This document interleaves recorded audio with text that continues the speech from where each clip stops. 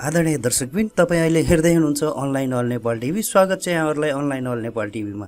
दर्शकबिन, आज हामी सेयर बजार सम्बन्धी विशेष कार्यक्रम लिएर उपस्थित भएका छौँ। एग्रेसिभ ट्रेडरहरूले यस्तो बुलिस भएकै बेलामा त लिने हुने, अझ बुलिस हुँदै जान्छ भन्ने आजसम्म पनि किन्न सक्छौँ। अलिकति डिफेन्सिभ ट्रेडरहरूले चाहिँ यो यति माथि गइसक्यो, यत्रो तल लिएर हुँदैन, न क्रसओभर छ न केही छ, यति माथि गइसकेको बेलामा टुप्पामा पुगेको बेलामा किन्नु हुँदैन, फसिन्छ भनेर पनि भन्न सक्छौँ। त्यसकारण हेर्नुहोस्, एउटै इन्डिकेटरले तपाईँको साइकोलोजी अनुसार दुईटा रिकमेन्डेसन गरिराखेको हुन्छ। त्यसकारण एउटा इन्डिकेटरले एउटै मान्छेको प्रवृत्ति पछि त्यसलाई हेर्ने ग्राफ्स गर्ने कुरा फरक फरक हुन्छ। त्यही भएर त मार्केट चल्छ। सबैले यो बेच्ने बेला हो भनेर थाहा पायो भने त बाहिरै हुँदैन नि, अथवा चाहिँ बेच्ने बेला हो भनेर मार्केटमा पर्सेप्सन, मार्केट साइकोलोजी जुन भन्छौँ, मार्केटमा साइकोलोजी त्यस्तो आयो भने त किन्ने मान्छे हुँदैन नि फेरि, होइन? सबैले त्यसरी बुझ्ने हो भने मार्केटलाई हेर्ने दृष्टिकोण फरक फरक हुन्छ, बुझ्ने साइकोलोजी फरक फरक हुन्छ। त्यसो भएर एउटालाई बेच्न ठिक लागिरहेको बेला अर्कोलाई किन्न ठिक लाग्छ। त्यही भएर मार्केट चल्ने हो, होइन? र यो मार्केट साइकोलोजी अहिलेदेखि होइन, सदियौँदेखि चल्दै आइरहेको छ र यसरी नै मार्केट चल्छ। मार्केटको त्यो कुरालाई बुझ्नु पर्यो। त्यसकारण कुनै इन्डिकेटरले के भन्दैछ भन्दै गर्दाखेरि मेरो नेचर के छ र मैले यसलाई कसरी चाहिँ एडप्ट गर्न सक्छु र मेरो हिस्टोरिकल एक्सपिरियन्स के छ भन्ने कुरासँग लाइन अप गरेर इन्डिकेटरलाई बुझ्नुपर्ने हुन्छ। र नमस्कार सबै साथीहरूलाई, जुममा उपस्थित हुनुभएका 300 जना साथीहरू तथा फेसबुकबाट हामीलाई हेरिराख्नुभएका, सुनिराख्नुभएका सयौं साथीहरू सबैलाई 22 जेठ 2078 को प्रभातकालीन नमस्कार, बिहानीको नमस्कार, गुड मर्निङ भन्न चाहन्छु। र आज शनिबारको दिन हो। हाम्रो फर्मेट अनुसार कम्पनी एनालाइसिस अन डिमान्ड, तपाईँहरूले माग गर्नुभएका नेपाल स्टक एक्सचेन्जमा लिस्टिङ भएका कम्पनीहरूको हामीले एनालाइसिसहरू दिन सक्छौँ। सीमित कम्पनीहरूको एनालाइसिसहरू दिने गरेका छौँ। त्योभन्दा अगाडि हिजो आएको प्रश्नहरूको केही छोटो र सठिक जवाफ दिएर कार्यक्रम सुरु गर्न चाहन्छु। एकजना साथीले सोध्नु भएको छ, रापसाप कोषले ब्रोकरले ढिलो पेमेन्ट गर्ने समस्या कतिको समाधान गर्छ? ब्रोकरहरूले क्यास फ्लोको समस्या भयो भने रापसाप कोषबाट निश्चित लागतमा निश्चित रकम लिएर र पछि फेरि फिर्ता गर्ने गरी त्यसैलाई सहजीकरण गर्नको लागि रापसाप कोष हो। तर ब्रोकरको कारोबार सङ्ख्या कति छ, उसले रापसाप कोषबाट कति पाउँछ, कतिपय चाहिँ उसका धेरै क्लाइन्टहरू डिफल्ट भएको कारणले गर्दा चाहिँ क्यास फ्लो बिग्रेको हो भने त्यति धेरै नगर्ला। तर इन जेनरल चाहिँ त्यही उद्देश्यको लागि राखेको हुनाले समस्याको के हदसम्म समाधान गर्छ। एकजना साथीले चाहिँ सायद टिएमएस चलाउन जान्नु भएन होला, यो एनआइसिए को डिभेन्चर किन नदेखाएको टिएमएसमा भनेर सोध्नु भएको छ। एनआइसिए को डिभेन्चर 11% वाला डिभेन्चर देखाउँछ। तपाईँले इक्यू भन्ने इक्वी जहाँ लेखेको हुन्छ त्यसको साइडमा ड्रप डाउन मेनु छ। त्यो ड्रप डाउन मेनुमा गएर एनसिडी सेलेक्ट गर्नु होला, नन कन्भर्टेबल डिभेन्चर। त्यसपछि सबै डिभेन्चर देखाउँछ, त्यसमा एनआइसिएको डिभेन्चर पनि देखाउँछ। मेरो सेयर अनुसार बेच्दा डब्ल्युसिसी कम किताको देखायो, बाँकी कसरी सेटल गर्ने? अब यो चाहिँ कहिलेकाहीँ चाहिँ यो क्लोज आउट होइन, क्लोजिङ टाइममा, यो सर्भर क्लोजिङ टाइममा नन डेलिभरी पिरियड भनेर भनिन्छ। त्यो नन डेलिभरी पिरियडमा परेको हुनसक्छ। एक्चुअली ब्रोकरलाई नै सोध्नुहोस् किन त्यस्तो भएको, उसले सबै एक्सप्लेनेसन तपाईँलाई दिन सक्छ है। एउटा कम्पनीको सेयर एक दिनमा कति पटकसम्म किन्न पाइन्छ भनेर सोध्नु भएको छ। तपाईँसँग अलरेडी सेयर छ भने बेच्न पनि पाउनुहुन्छ, किन्न पनि पाउनुहुन्छ। तर आजै किनेको सेयर आजै चाहिँ बेच्न पाइएन, होइन? तर तपाईँसँग अलरेडी टिएमएसमा छ भने चाहिँ बेच्न पाइन्छ। एउटा कम्पनीको सेयर तपाईँसँग खातामा पैसा छ र तपाईँको लिमिट छ, टिएमएसमा लिमिट छ र बजारमा एभाइलेबल छ। किन्न चाहेको भने सेलर एभाइलेबल छ, बेच्न चाहेको भने बायर एभाइलेबल छ भने जति पनि किन्न पाइन्छ, जति पटक पनि किन्न पाइन्छ। तपाईँले पैसा तिर्न सक्ने हुनु पर्यो, टिएमएसमा लिमिट हुनु पर्यो र बजारमा उपलब्ध हुनु पर्यो है। हाम्रो इन्फर्मेसन ब्रोकरबाट सेक्युरिटी ब्रिज हुँदैन भनेर सोध्नु भएको छ। जहाँ इन्टरनेटको एक्सेसबाट डाटामा एक्सेस हुन्छ त्यहाँ सेक्युरिटी ब्रिजको सम्भावनाहरू रहि नै रहन्छन्, जिरो कहिले पनि हुन सक्दैन। त्यसकारण हामी इन्टरनेटको दुनियाँमा पस्यौँ भने हामी त्यो सेक्युरिटीमा केही न केही धेरै थोरै रिस्कमा पस्यौँ। त्यो हामीले सकेको व्यवस्थापन गरेर जाने हो, टोटल्ली जिरो गराउन सकिँदैन। त्यसकारण ब्रोकरकोमा पस्दैमा इन्फर्मेसन सेक्युरिटी ब्रिज हुन्छ भन्ने छैन। त्यसो त ब्याङ्करलाई पनि हामीले पैसा राख्न दिइराखेका हुन्छौँ, त्यहाँ पनि ब्रिज हुन सक्छ। ब्याङ्क ह्याक भएको कुराहरू सुन्नु भएको छ। अब त्यो आकाश खस्छ भनेर हामीले त्यसरी परिकल्पना गरिराख्नु जरुरी छैन। तर आफूले सक्ने आइटीसँग सम्बन्धित प्रिकसनहरू जे जति पनि पूर्व सावधानीहरू लिन सकिन्छ गच्छले सकेसम्मको लिने हो र त्यसपछि भगवानलाई सम्झेर काम गर्ने हो, अरू केही उपाय छैन होइन। हाउस होल्ड यो ह्यान्ड होल्डिङ ट्रेनिङको कुरा सोध्नु भएको रहेछ। यो एकै स्लटमा गर्नुपर्छ कि पुरै गर्नुपर्छ भनेर सोध्नु भएको रहेछ। एउटा एउटा स्लट गरेर पनि गर्न पाइन्छ। म पहिले यो कार्यक्रमको पछाडि पनि म भन्नेछु। जम्बो पेन्सन प्लान चिल्ड्रेनको लागि सुटेबल हुन्छ भनेर एकजना साथीले सोध्नु भएको रहेछ। जम्बो पेन्सन प्लान भनेको या त तपाईँहरूले आफ्नो पेन्सन प्लान 15 वर्ष पछाडि एउटा सब्सटेन्सियल रकम तपाईँको हातमा पर्छ, तपाईँले केमा युज गर्नुहुन्छ? आफ्नो पेन्सनको लागि युज गर्नुहुन्छ, आफ्नो साना नानीहरू छन् भने उनीहरूको क्यारियरको लागि युज गर्नुहुन्छ, उच्च शिक्षाको लागि युज गर्नुहुन्छ, अथवा बिहेबारीको लागि युज गर्नुहुन्छ, तपाईँको इच्छाको कुरा भयो होइन। तपाईँले के प्लान गर्नुभएको छ? अधिकांश नेपालीहरूको सानो घरबारै जोड्ने पनि प्लान हुनसक्छ 15-20 वर्षको कमाइले। It depends on you. तर यो के हो भने थोरै लगानी 15 वर्षसम्म र धेरै प्रतिफल।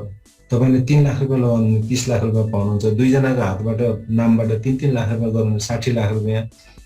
त्यसरी तपाईँले 15 वर्षभित्रमा एउटा सब्सटेन्सियल एमाउन्ट लिने तरिका हो होइन। यतिवटा क्वेसनहरू सोध्नु भएको रहेछ। यो क्वेसन आन्सर सेसनलाई यही राख्दै म आजको सेसन अब सुरु गर्न चाहन्छु। सबैलाई आजको कार्यक्रममा स्वागत छ। र हाम्रो कार्यक्रमको फर्मेट अनुसारको डिस्क्लेमर, यो कुनै पोर्टफोलियो म्यानेजमेन्ट पनि होइन, एडभाइजरी सर्भिसेस पनि होइन, र तपाईँहरूले गरिराख्नु भएको माग गर्नु भएको कम्पनीहरूको हाम्रो एउटा एनालिस्टको आँखाले देखेको कम्पनी एनालाइसिस हो। यसैको आधारमा तपाईँले फुल्ली निश्चिन्त भएर लगानी गर्नुभन्दा आफ्नो पनि एनालाइसिस गर्नुहोस्। आफ्नो एनालाइसिस मिलाएर रिस्क हेरेर क्यालकुलेटिभ भएर गर्नु होला। यहाँबाट मनज्ञ नाफा भएछ भने कोही माग्न आउने छैन, बेसरी घाटा भयो भने पनि कसैलाई दोष लगाउन पाउनुहुन्न। This is the disclaimer. हामीले सर्ट टर्म ट्रेडिङको लागि आज खास गरी टेक्निकल एनालाइसिसमा रहेर हामीले आधारित गर्छौँ। यो हामीलाई थाहै छ स्विङ ट्रेडिङमा बढी उपयुक्त हुन्छ। Stop loss, entry level, stop loss, profit target र रिस्क रिवार्ड रेसियोको कुराहरू तपाईँहरू सबैलाई एज ए ट्रेडर थाहा छ। हामीले आवश्यकता अनुसार यतिवटा टेक्निकल एनालाइसिसहरू लगाएर काम गर्छौँ। तर यो कम्प्रिहेन्सिभ लिस्ट मात्रै हो। हरेक कम्पनीमा यतिवटा एनालाइसिस लगाउनु पर्छ भन्ने छैन। जति धेरै एनालाइसिस त्यति धेरै कन्फ्युजन पनि हुन्छ, र त्यो कन्फ्युजनलाई नोइजलाई रुल आउट गर्न सकेन भने टेक्निकल एनालिस्ट भुमरीमा फस्छ, र त्यो भुमरीमा फसेपछि इन्फर्मेसनको भुमरीमा फस्छ। कन्फ्लिक्टिङ इन्फर्मेसनहरू इन्डिकेसनहरू आइराखेको हुन्छ र उसले गलत निर्णय लिन सक्ने सम्भावना हुन्छ। त्यसकारण धेरै टेक्निकल एनालाइसिस लगाउँदैमा गजब गर्ने भन्ने होइन, त्यो त्यति नै नराम्रो खराब पनि हुनसक्छ। त्यसकारण जति चाहिने, जहाँ चाहिने, जे चाहिने त्यो एनालाइसिस गरेर त्यो बुझेर ठ्याक्क लगाउन जान्नुपर्छ है। यो मैले भने। त्यसपछि अब आज डिमान्ड भएका कम्पनीतिर फटाफट हामी जान्छौँ। फेसबुकको साथीहरूले डिमान्ड गर्नुभएको कुराहरूलाई मैले कम्पाइल गरेर हेरेँ र धेरै कम्पनीहरू कसरी आएको रहेछ भनेर हेर्दाखेरि एकैजना साथीले फेसबुकमा 26 पटकसम्म रिपिट गर्नुभएको रहेछ। मलाई फलाना कम्पनी दिनुहोस् भनेर 26 चोटि रिपिट गर्नुभएको छ। अनि त्यसरी हेर्दा त 26 वटा डिमान्ड देखिन्छ। मैले त्यस्तो डिमान्डहरूलाई हटाइदिएको छु र अहिले लाइभमा पनि तपाईँले जुन दिनुहुन्छ मैले त्यो हेर्छु। एकजनाले एउटा कम्पनी एक टाइम भन्दा बढी कृपया नलेखिदिनु होला। यदि लेख्नु भएको छ भने कसले कति टाइम त्यहाँ गर्यो त्यो हेरेर त्यो कम्पनी हटाइदिन्छु, किनकि त्यो चाहिँ म्यानिपुलेसन हो, त्यो रियल डिमान्ड भएन। हामीले यहाँ रियल डिमान्ड खोज्न आएको हो। कम्तीमा मेरै कम्पनी पर्नुपर्छ एनालाइसिसमा भनेर जिद्दी गर्नु भएन कि अधिकांश साथीहरूको एनालाइसिस डिमान्ड के रहेछ। अधिकांशको डिमान्ड हेऱ्यो भने त अधिकांश मान्छेले त्यो खोजिरहेको रहेछ भनेर बुझिन्छ नि त। अब यहाँ म्यानिपुलेट गरेर मेरै कम्पनी चाहियो भनेर 25-26 चोटि हालेर हुन्छ र? त्यसकारण त्यसो नगर्नु होला। त्यो भयो भने म त्यसलाई रुल आउट गर्छु, त्यस्तो कम्पनी हटाउँछु। फेसबुकमा पनि मैले 3टा त्यस्तो कम्पनी आएको रहेछ। कोहीले 26 पटक डिमान्ड गरेको, कोहीले 20 चोटि, कसैले चाहिँ 18-19 चोटि डिमान्ड गर्नुभएको छ। त्यो कम्पनीहरू सबै हटाएर जेन्युन डिमान्ड गरेको कम्पनी मात्र ल्याएको छु। त्यो चाहिँ पिआइसिएल, आरएलआई, केएसबिबिएल र एलबिबिएल परेको छ। यसको एनालाइसिसमा एकछिनपछि भन्छु नै। तपाईँहरूले अहिले चाहिँ च्याट बक्समा एकजनाले एउटा कम्पनी एक पटक मात्रै डिमान्ड गर्न थाल्नुहोस्। म आधा मिनट समय एलोकेट गरिराखेको छु र म च्याट बक्सलाई कपी गर्न गइराखेको छु। लाइभ डिमान्ड कलेक्सन गर्दैछौँ हामी।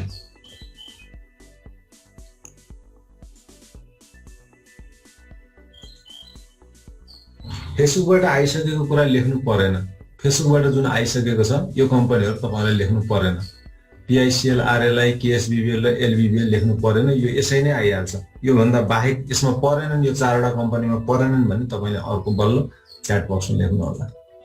एकजना, मैले फेरि पनि रिपिट गर्छु, एकजना एकपटक मात्रै, एउटा कम्पनी मात्रै।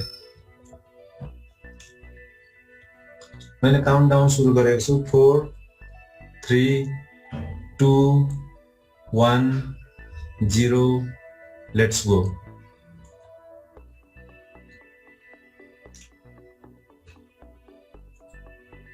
अब योभन्दा पछाडि लेखिएका आउँदैनन् है साथीहरू, किनकि मैले यहाँ फेरि हामी 100औं साथीहरू लाइभमा बसिराखेका छौँ। सबै साथीहरूलाई त्यहाँ वेटिङमा राख्नु राम्रो हुँदैन। त्यसकारण काम गर्नु पर्यो, निश्चित टाइममा गर्नु पर्यो है। दिएको टाइममा मैले 1 मिनेट भन्दा बढी टाइम यसको लागि दिएँ।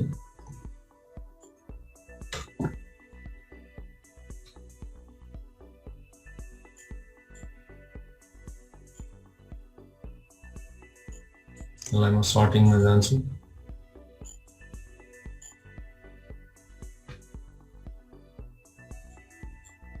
दृश्य 48वटा यहाँ आएको देखिन्छ।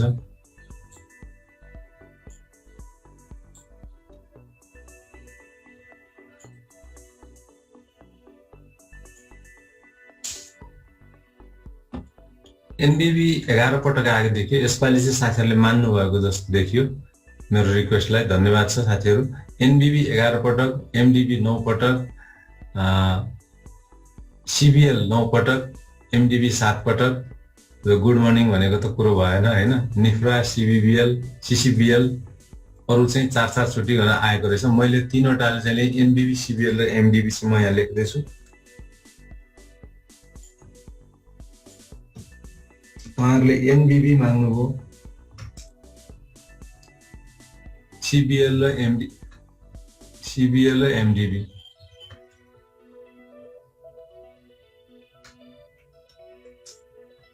यति कम्पनी चाहिँ मैले टप प्रायोरिटीमा लिएँ। अरू टाइअप छ कि त्यहाँ एकचोटि म हेर्छु।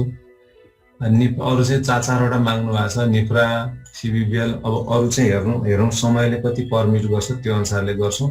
आज 4, 3, 7वटा फेसबुकबाट मैले 1 हप्ताभरिको लिँदाखेरि 4वटा लिएको छु। अहिले लाइभमा 7, अब 3टा गरेर 7वटा कम्पनीको चाहिँ मैले कम्पनी एनालाइसिस गर्छु। त्यसको लागि हामीले स्मार्ट वेल्थ प्रोको टुलमा जान्छौँ। स्मार्ट वेल्थ प्रोको टुल छ, मैले यहाँ टुल खोलेर राखेको छु समयको बचतको लागि। हामीले डे क्यान्डल हेर्छौँ, एडजस्टेड हेर्छौँ र विभिन्न अरू इन्डिकेटरहरू हेर्छौँ।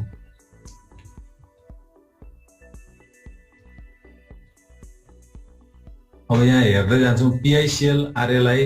हामी पहिला पिआइसिएल लिन्छौँ। पिआइसिएलमा यो ट्रेन्डिङ लाइनमा देखिन्छ। ट्रेन्डिङ लाइनमा भएको हुनाले मुभिङ एभरेज लगाएर हेर्ने कोसिस गर्छौँ। यदि 44 दिनको मुभिङ एभरेज, अब 44 दिनकै मुभिङ एभरेज किन लगाउने भन्ने कुरामा चाहिँ अहिले 44 दिनको मुभिङ एभरेज एउटा पपुलर टुलको हिसाबले इन्डियाको एकजना सिद्धार्थ भानुशाली भन्ने टेक्निसियनले यसलाई धेरै प्रयोग गर्नुहुन्छ। नेपालको त्यो तपाईँको स्किलमा भर पर्छ। त्यो मुभिङ एभरेजले दिएको इन्डिकेटरलाई लिएर अगाडि बढ्न सक्नुभयो भने यसको 2टा प्रिन्सिपल छ तपाईहरुलाई भन्नु। पहिला कुरा त ट्रेन्डिङ लाइनमा यो हुनु पर्यो। दोस्रो कुरा मुभिङ एभरेजमा लिएर सपोर्ट लिएको हुनु पर्यो हरियो क्यान्डलले, ग्रीन क्यान्डलले। भने त्यो कम्पनीको माथि जाने सम्भावना छ भनेर देखाइराखेको छ। आइतबार भोलिको मार्केटमा यदि यहाँनिरबाट ग्रीन क्यान्डल लिएर फर्मेसन हुन थाल्यो अथवा एग्रेसिभ ट्रेडरहरूले 15 मिनटको क्यान्डल हेर्दाखेरि आधा घण्टा 11:30 12 बजेको बिचमा ग्रीन क्यान्डल फर्मेसन भइरहेको छ, अर्थात् 813 रुपैयाँ भन्दा माथि माथि प्राइस चढिरहेको छ भने तपाईले 44 डेज मुभिङको एभरेजको हिसाबले डिसिजन लिन सक्नुहुन्छ। तर क्यान्डल हेर्नु, मुभिङ एभरेज हेर्नु, इन्डिकेटर हेर्नु ठुलो कुरा हुँदै हैन। तपाईले एउटा ट्रेनिङ लिनुभयो भने जानिहाल्नुहुन्छ। तर तपाईले कुन स्ट्र्याटेजीसँग अलाइन गरेर त्यो लिइराख्नु भएको छ, that is very very important. अब तपाईले स्विङ ट्रेडिङ लिँदै हुनुहुन्छ, 1-2 हप्तामा म र्याप अप गर्नुपर्छ। अहिले स्विङ ट्रेडिङको जमाना छ, किनकि मार्केटमा धेरै अब कृत्रिम उछालहरू आइरहेको देखिरहेको छ। त्यस्तो बेलामा तपाईँले 3 महिना 4 महिना 6 महिना भन्नु भने लामो समय हुन्छ र 44 डेज मुभिङको हिसाबले फेरि स्विङ ट्रेडिङमा लिनु हो भने गलत हुन्छ त्यो, किनकि यो त लामो दिनको मुभिङ एभरेज हो नि त, 44 दिनको मुभिङ एभरेज हो नि त, सिम्पल मुभिङ एभरेज। तपाईँले 10 दिनको लागि काम गर्ने 44 दिनको मुभिङ एभरेज लाउनु हो भने टोटल्ली रङ हुन्छ। त्यसकारण यो इन्डिकेटर हेरेर मात्रै डिसिसन गर्नु हुँदैन, के उद्देश्य परिपूर्तिको लागि, यो त टुल हो नि त। तपाईँले कुनै टुल युज गर्दै हुनुहुन्छ भने के उद्देश्यको लागि त्यो टुल गर्दै हुनुहुन्छ? काठलाई काट्ने हो भने आराको प्रयोग गर्नुपर्छ, पाल पार्ने हो भने रामोको अथवा आइकरको प्रयोग गर्नुपर्छ होइन, ठोक्ने हो भने हम्मरको प्रयोग गर्नुपर्छ।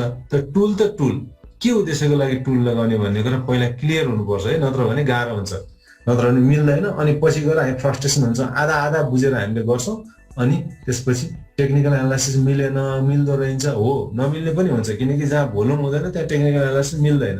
यस्तो ठाउँमा लगाउनुहोस् टेक्निकल एनालाइसिस जसको एउटा ठिकठाक भोल्युम होस्, साह्रै थोरै किताहरू ट्रेडिङ हुने ठाउँमा नलगाउनुहोस्। बोलिङ्गर ब्यान्डमा यो मिडल ब्यान्ड जुन चाहिँ यो 20 दिनको मुभिङ एभरेज हो। फेरि यो यदि तपाईँ 20 दिनको मुभिङ एभरेज तपाईँ 1 महिना 2 महिनाभित्रमा ऱ्यापअप गर्न चाहनुहुन्छ भने बोलिङ्गर ब्यान्ड एउटा एकदमै राम्रो टुल मानिन्छ है। हेर्नुहोस् त 20 दिनको मुभिङ एभरेज र 44 डेज मुभिङ एभरेज लगभग सँगसँगै हिँडिराखेको अवस्था छ अहिले। हेर्नुहोस् यो 44 डेज मुभिङ एभरेज र 20 दिनको मुभिङ एभरेज सँगसँगै हिँडिराखेको अवस्था छ। यसको मतलब के हो? यसको मतलब के हो भने विगतको तुलनामा यसको भोलेटालिटी कम भइराखेको छ। 44 दिनको मुभिङ एभरेज र 20 दिनको मुभिङ एभरेज लगभग सँगसँगै हिँड्नु भनेको यसको भोलेटालिटी कम भएको छ, यसको स्ट्रेन्थ अलिकति कम भएको छ भन्ने हो। यसरी हेर्नुभयो भने बोलिङ्गर ब्यान्ड चाहिँ कस्तो बेलामा लगाउनु होला? तपाईँले ट्रेडिङ गर्दा गर्दै भोलेटालिटी रेन्जभित्र तपाईँ प्राइस रेन्ज राखेर ट्रेड गर्न चाहनुहुन्छ भने यो लगाउनु होला। र अलिकति स्विङ ट्रेडरहरूले यो मिडल ब्यान्डमा प्राइस आएर सपोर्ट लिएको तर ग्रिन क्यान्डलले सपोर्ट लिएको बेलामा एक्सन लिनु होला। अब अलिकति लामो समयको लागि वेट गर्न सक्ने ट्रेडरहरूले चाहिँ यो यस्तो तलतिर आएको बेलामा पनि लिन सकिन्छ। लाइक इन्भेस्टर होइन, 1 वर्षभन्दा बढी पनि होल्ड गर्न सक्नेले यो सबभन्दा तल आएर टच गरेको बेलामा लिन्छ, अथवा अलिकति लामो समयसम्म होल्ड गर्न सक्छु भन्ने ट्रेडरले पनि यो बेलामा लिएको हुन्छ। तर एग्रेसिभ ट्रेडरले चाहिँ मिडल ब्यान्डभन्दा माथि गएको बेलामा लिनु होला। एउटै बोलिङ्गर ब्यान्डले पनि तपाईँको ट्रेडिङको नेचर फरक छ, ट्रेडिङको टाइप फरक छ, टाइम फरक छ, रिस्क लिन सक्ने क्षमता फरक छ भने एउटै इन्डिकेटरले पनि तपाईँलाई 2वटा इन्डिकेसनहरू दिइराखेको हुन्छ कुन टाइममा आफूलाई सुट हुने गरी लिने भन्ने कुरा हो। अब तपाईँ लामो समयको इन्डिकेटर ट्रेडर हुनुहुन्थ्यो, यहाँ गएर लिइदिनु भने रङ भयो। तपाईँ छोटो समयको ट्रेडर हुनुहुन्थ्यो तर यस्तो तल आएको बेलामा टेकेको बेलामा लिनुभयो भने रङ भयो होइन। त्यो कुराहरू बुझ्नु होला। मैले अलिकति एजुकेसन पनि हुँदै जाओस् भनेर अलिकति एक्सप्लेन गर्दैछु। यो पिआइसिएल चाहिँ अहिलेको अवस्थामा चाहिँ एकदम ट्रेडरहरूको लागि उपयुक्त रेन्जमा भएको अवस्था देखिन्छ। 810 भर्सेस 854-55 झन्डै 40-45 रुपियाँको रेन्ज छ। 40-45 रुपियाँको रेन्ज हुँदै गर्दाखेरि 810 रुपियाँमा 40-45 रुपियाँको रेन्ज भनेको क्यालकुलेटरमा हेर्नुहोस् भनेको 5% तपाईँले प्रफिट राखेर सेफली स्विङ ट्रेडिङ गर्न सक्नुहुन्छ। छोटो समयको लागि 5% भनेको पनि राम्रै हो। र तपाईँले स्विङ ट्रेडिङ गर्नुहुन्छ भने म 20% 25% प्रफिट राखेर ट्रेड गर्छु भन्नुहुन्छ भने तपाईँ फस्न सक्नुहुन्छ। स्विङ ट्रेडिङमा अहिले जस्तो भोलिटालिटी धेरै आएको बेलामा म 20-25% प्रफिट राखेर ट्रेड गर्छु भन्नुभयो भने उही सम्झिने पानी छम्किने हो, त्यो आउँदैन अहिलेको मार्केटबाट। आशा त जे पनि राख्न पाइयो तर मेटेरियलाइज हुन सक्दैन, मेरो हिसाबले देखेको कुरा है। अब तपाईँहरूले आफ्नो पनि एनालाइसिस लगाउनु होला।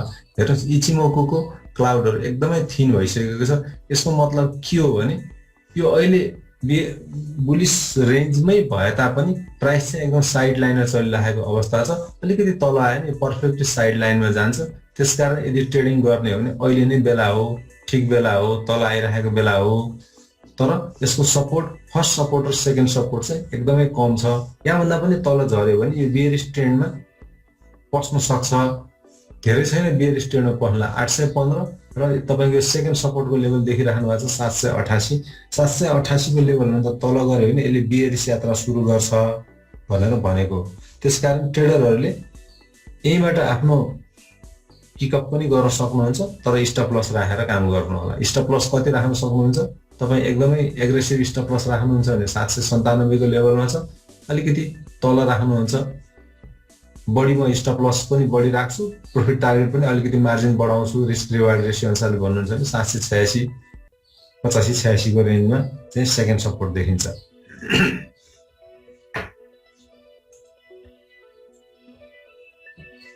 पाराबोलिक सारले अहिले यो माथिको ट्रेन्ड अनुसार चाहिँ यो ट्रेन्ड चाहिँ रिभर्स भइसक्यो। मार्केट साइड लाइनमा जाँदा जाँदा यहाँ ठ्याक्कै क्यान्डलले पाराबोलिक सारको डटलाई छोयो र ट्रेन्ड चाहिँ रिभर्स ट्रेन्डमा गएको छ है। लङ टर्मको हिसाबले तपाईँले यहाँदेखिको हिसाब गर्नुहुन्छ भने साइड लाइन थोरै अप थोरै डाउन, फेरि साइड लाइन थोरै अप डाउन साइड लाइन, र अहिले चाहिँ 2 दिनदेखिको क्यान्डलले चाहिँ बियरिस समात्यो भनेर भन्छ। र कति दिनको एभरेजले भनेको पाराबोलिक सारमा हामीले चाहिँ इन्क्रिमेन्ट पनि 0.2 र म्याक्सिमम पनि 0.2 स्टार्ट 0.2 लिएर गरिरहेको। यसको मतलब यसले मिडियम रेन्जको अवस्था बताउँछ। मिडियम रेन्जको अवस्था हेर्दाखेरि चाहिँ मानिलिउँ यहाँदेखि हिसाब गर्ने हो भनेदेखि चाहिँ अहिले चाहिँ भर्खरै ट्रेन्ड रिभर्स भयो, प्राइस घटेको अवस्थामा छ भनेर भनिरहेको छ। त्यसरी बुलिङ्गर ब्यान्ड हेर्नुभयो भने पनि मिडल ब्यान्डमा त छ, तर रातो क्यान्डल छ है, यहाँ देखिराख्नु भएको छ।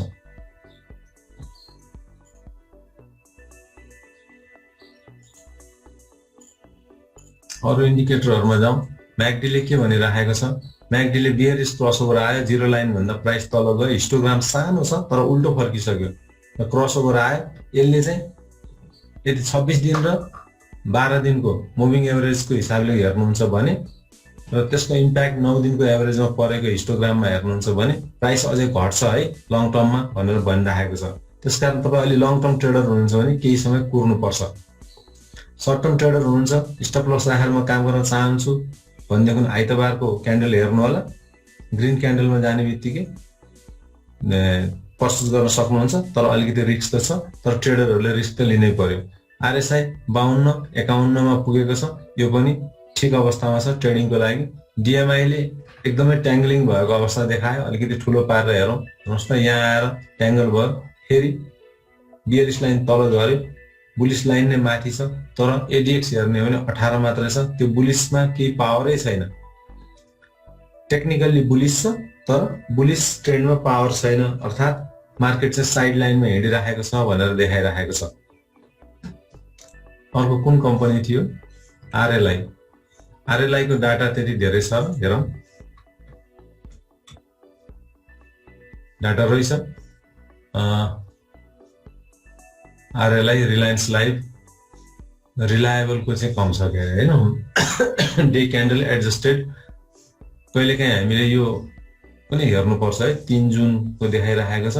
कहिलेकाहीँ चाहिँ डाटाहरू स्क्रैम्बल भएर पेड सफ्टवेयरमा पनि नेप्सीको डाटाहरू बिग्रेर आइराखेको हुन्छ। हामीले डाटा चाहिँ हेर्दै गर्नु होला। मुभिङ एभरेज हेर्नुस् त, ठिक बेलामा छ। आरएलआई पनि यहाँनिर यो क्यान्डल चाहिँ डिसिजन क्यान्डल हुनु पर्थ्यो हाम्रो। यदि 44 डेज मुभिङ एभरेजलाई जसले फलो गर्छौँ, यो हाम्रो डिसिजन क्यान्डल हुनु पर्थ्यो। यो डिसिजन क्यान्डल भनेको हाइजेस्ट 726 थियो, तर अहिलेको प्राइस चाहिँ 718 छ। 726 हाइजेस्ट पुगेको, तर क्लोजिङ कति 717 थियो। अहिले त्यही लेभलमा आएर 1 रुपैयाँ माथि आएर बन्द भएको छ। यो डिसिजन क्यान्डल हो र तपाईहरुले यो लेभलमा 718-20 को लेभलमा तपाईहरुले बाइ गर्न पाउनुभयो भने यो पनि 44 डेज मुभिङ एभरेजको हिसाबले ठिक अवस्थामा छ। बुलिङ्गर ब्यान्डलाई हेर्ने हो भने चाहिँ ब्यान्ड चाहिँ कन्ट्र्याक्सन भइसक्यो हैन। ब्यान्ड यहाँदेखि नै स्क्विज हुन थाल्यो, यहाँदेखि नै स्क्विज हुन थाल्यो र अहिले पनि स्क्विजकै अवस्थामा छ। बुलिङ्गर ब्यान्डले पनि दुईटा थ्योरीलाई भन्छ।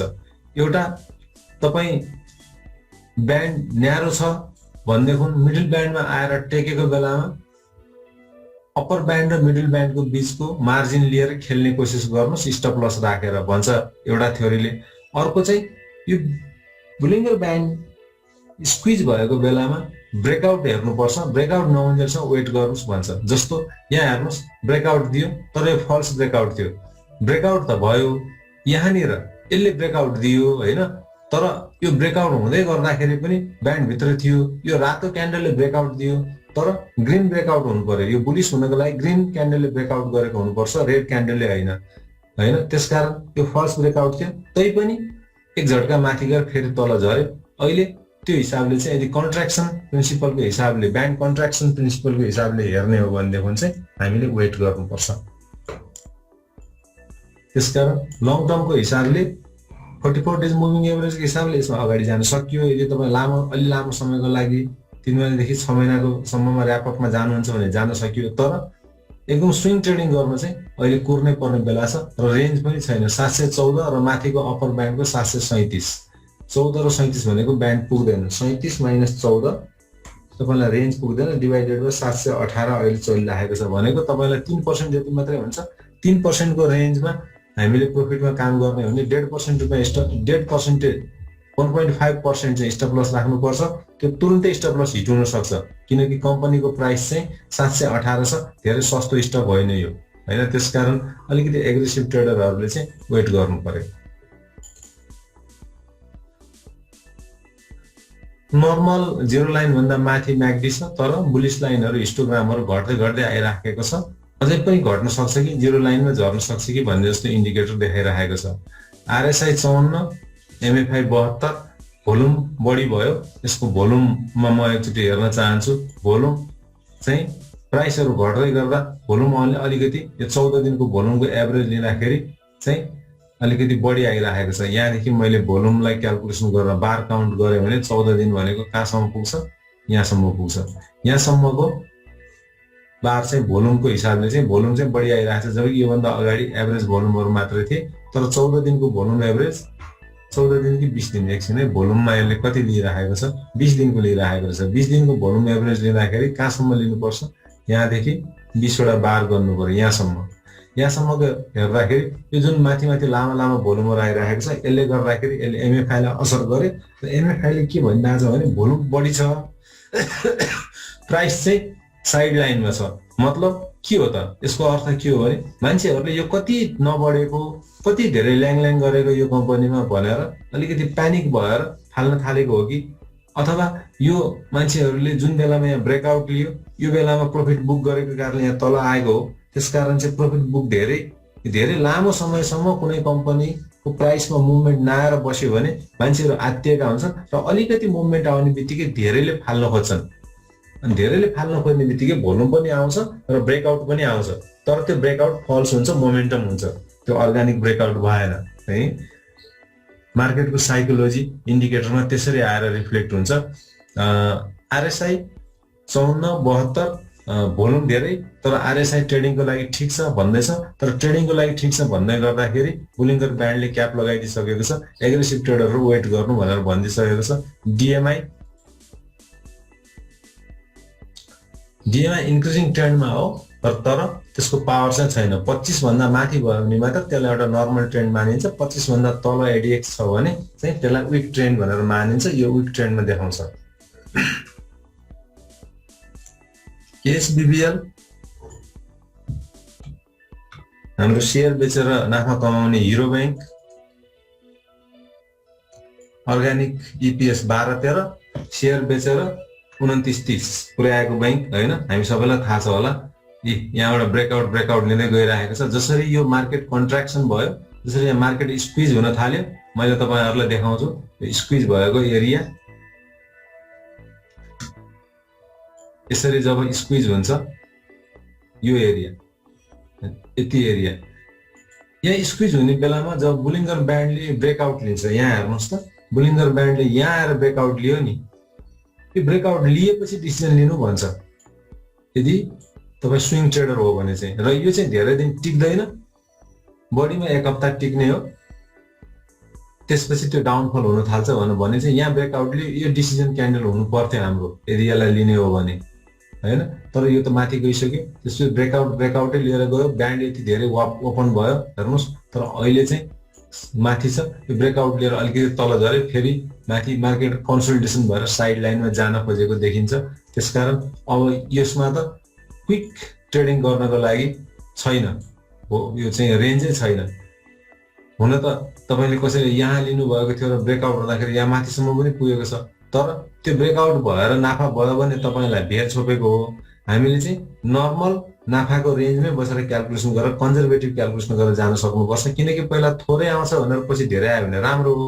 पहिला धेरै आउँछ भनेर मख परेर यसै आशा राखेर पछि आएन भने त्यहाँ लस हुनसक्छ, हिस्सा पर्न सकिन्छ होइन। त्यसकारण यसले वेट नै गर भनेर भन्छ। अब डेफिनेटली यहाँ मुभिङ एभरेजहरू त अब छ, तर धेरै माथि छ। हेर्नुहोस् मुभिङ एभरेज भन्दा 44 दिनको मुभिङ एभरेज भन्दा धेरै माथि माथि चलिरहेको छ। भन्नुको मतलब के, 44 दिनको मुभिङ एभरेजको प्राइस लिने हो भने पनि अहिलेको प्राइस धेरै ओभर भ्यालुड छ भनेर भनेको।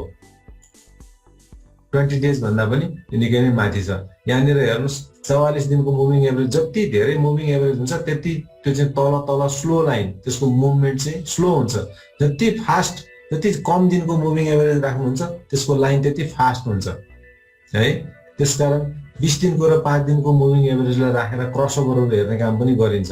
त्यो किन गरेको, 5 दिन भनेको एकदम कम पिरियड हो, त्यो एकदम फास्ट मुभ गर्छ, अनि त्यसले कसलाई कताबाट काट्छ त्यो हेरेर क्रसओभरहरू निकाल्ने हो। त्यो हामीलाई अब कतिलाई थाहा होला होइन, थाहा नभएको भने मैले भनिदिएँ। इचिमोको हिसाबले हेर्नुहोस् यसको क्लियरली एकदम उछाल आएको अवस्था छ, अनि यो बेलामा ट्रेन्डिङ त हो, तर इचिमोकोलाई मात्रै हेर्नुहुन्छ भने इचिमोकोले अलि लामो समयको लागि बढी राम्रोसँग काम गर्छ, छोटो समय पनि काम नगरेर होइन गर्छ, तर त्यसको प्रेडिक्टेबिलिटी अलिक कम हुन्छ।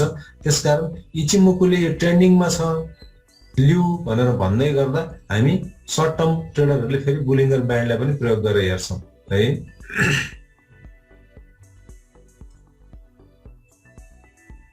प्याराबोलिक सारले इन्क्रिजिङ ट्रेन्डमै देखाउने भयो।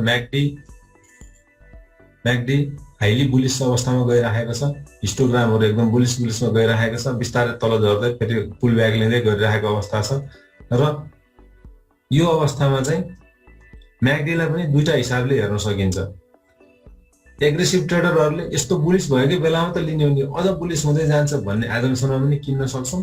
अलिकति डिफेन्सिभ ट्रेडरहरूले चाहिँ यो यति माथि गइसक्यो, यत्रो तल लिएर हुँदैन, न क्रसओभर छ न केही छ, यति माथि गइसकेको बेलामा टुप्पामा पुगेको बेलामा किन्नु हुँदैन, फसिन्छ भनेर पनि भन्न सक्छौँ। त्यसकारण हेर्नुहोस् एउटै इन्डिकेटरले तपाईँको साइकोलोजी अनुसार दुईटा रिकमेन्डेसन गरिरहेको हुन्छ। त्यसकारण एउटा इन्डिकेटरले एउटै मान्छेको प्रवृत्ति पछि त्यसलाई हेर्ने ग्राफ्स गर्ने कुरा फरक हुन्छ। त्यही भएर त मार्केट चल्छ। सबैले यो बेच्ने बेला हो भनेर थाहा पायो भने त बाहिरै हुँदैन नि, अथवा चाहिँ बेच्ने बेला हो भनेर मार्केटमा पर्सेप्सन, मार्केट साइकोलोजी जुन भन्छौँ, मार्केटमा साइकोलोजी त्यस्तो आयो भने त किन्ने मान्छे हुँदैन नि फेरि होइन। सबैले त्यसरी बुझ्ने हो भने मार्केटलाई हेर्ने दृष्टिकोण फरक हुन्छ, बुझ्ने साइकोलोजी फरक हुन्छ। त्यसो भएर एउटालाई बेच्न ठिक लागिरहेको बेला अर्कोलाई किन्न ठिक लाग्छ, त्यही भएर मार्केट चल्ने हो होइन। र यो मार्केट साइकोलोजी अहिलेदेखि होइन सदियौँदेखि चल्दै आइरहेको छ र यसरी नै मार्केट चल्छ।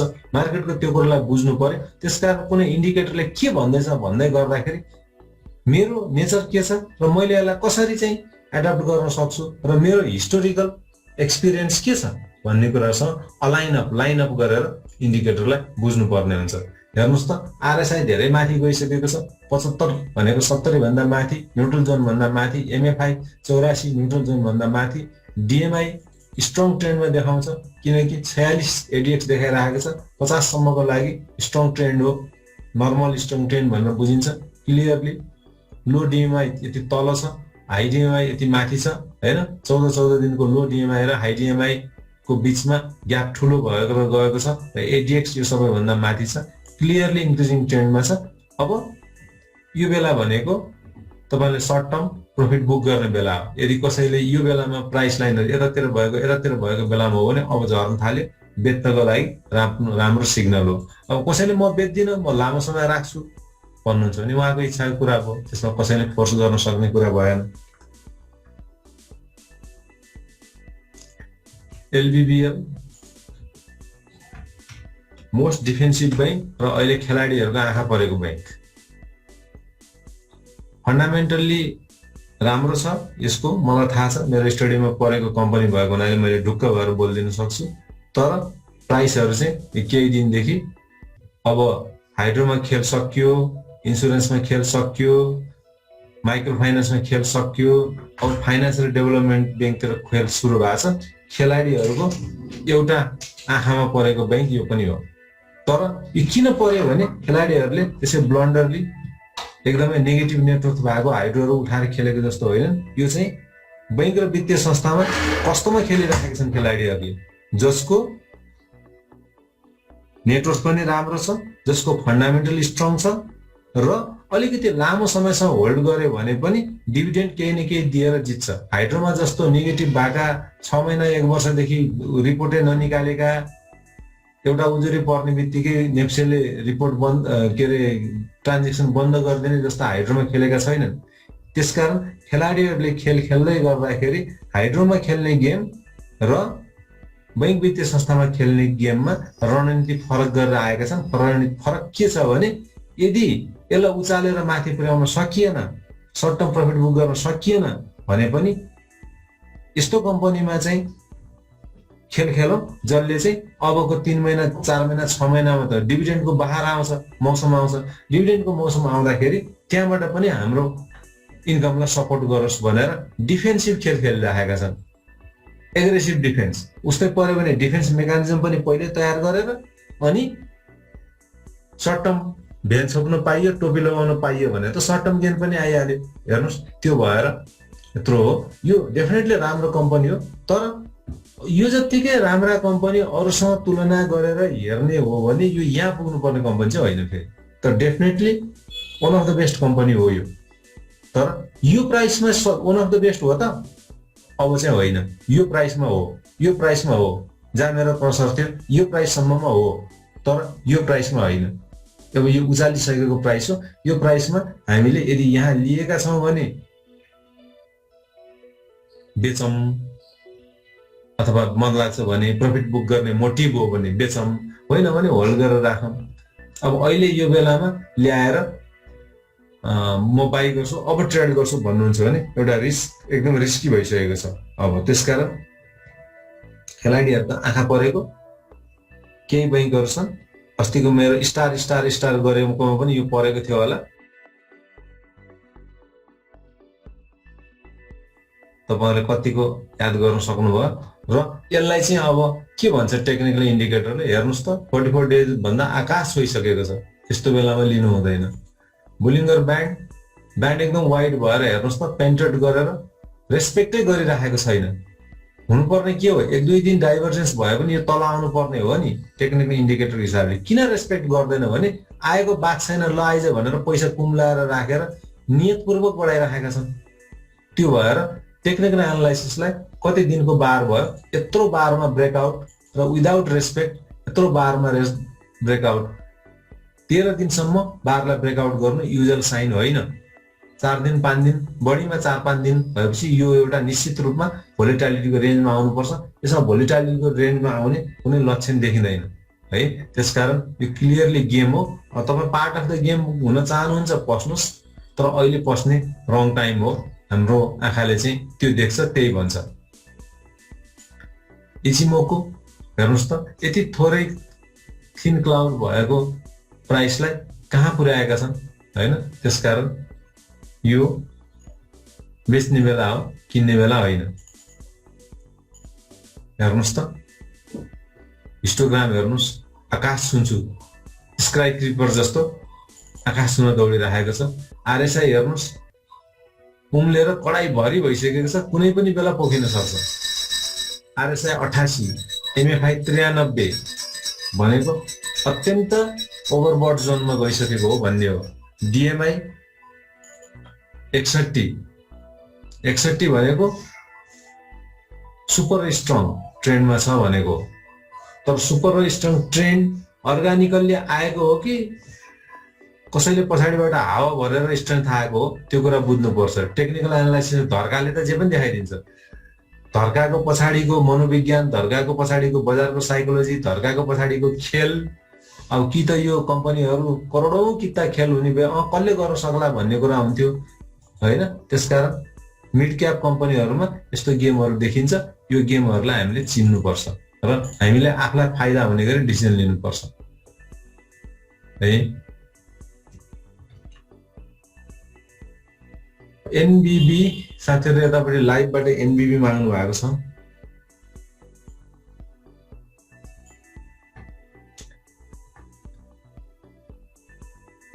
पाराबोलिक सार्क इन्क्रिजिङ ट्रेन्डमा देखियो।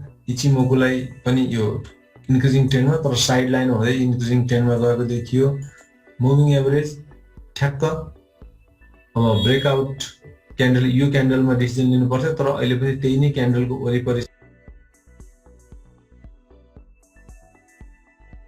छ त्यसकारण धेरै छैन। दिनदेखि यो 370 देखि 400 को रेन्जमा घुमिरहेको छ। अहिले पनि 400 को रेन्जमा छ। यो one of the strong financial भएको कमर्सियल बैंक हो, स्ट्रङ फन्डामेन्टल भएको। यो बैंकसँग यो वर्ष चाहिँ केही मान्छेहरू रिसाएका छन्। किन रिसाएका छन् भने यसको 20-22% डिभिडेन्ड दिने हैसियत थियो। पोहोर साल यसले 8% मात्रै डिभिडेन्ड दिएर निराश पार्यो। तर हामी नेपाली लगानीकर्ताले के बुझ्दैनौँ भने जति कम डिभिडेन्ड दिएर कुनै पनि कम्पनीले राख्छ त्यो कम्पनी त्यति नै भविष्यको लागि बलियो भएको हुन्छ भन्ने कुरा हामी बुझ्दैनौँ।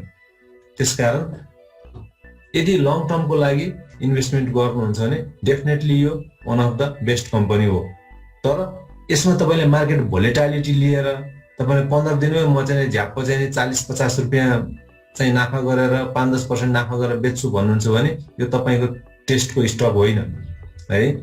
तर लङ टर्मको लागि र अब डिभिडेन्ड पोहोर साल दिएन यसपालि राम्रो दिन सक्छ किनकि कम्पनीको आफ्नो स्ट्राटेजी अनुसार डिभिडेन्ड दिने हो। त्यो हिसाबले हो भने यो ठिक कम्पनी हो। बुलिङ्गर ब्यान्ड हेर्नुहोस् ठ्याक्कै ब्रेकआउट अब लिएको बेलामा परेको छ। कन्ट्राक्सन लिएर ब्रेकआउट लिएको बेलामा परेको छ। हेर्नुहोस् त बुलिङ्गर ब्यान्डको थ्योरीलाई मान्ने हो भने हुन त त्यो थ्योरीले पनि झुक्याउन सक्छ नझुक्याउन सक्ने भन्ने कुरा भएन। यहाँ हेर्नुहोस् त यहाँ जुन कन्ट्राक्सन भएको छ यो कन्ट्राक्सन भयो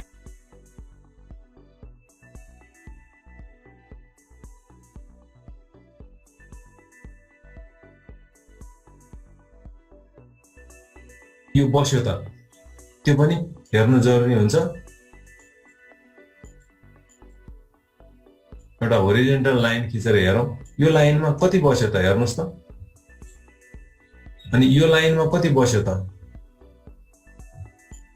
यो लाइनमा यो च्यानल हेर्नुहोस् विगत कति दिनदेखि यो च्यानल भित्र प्राइस छ एकचोटि त्यो पनि हेरौँ।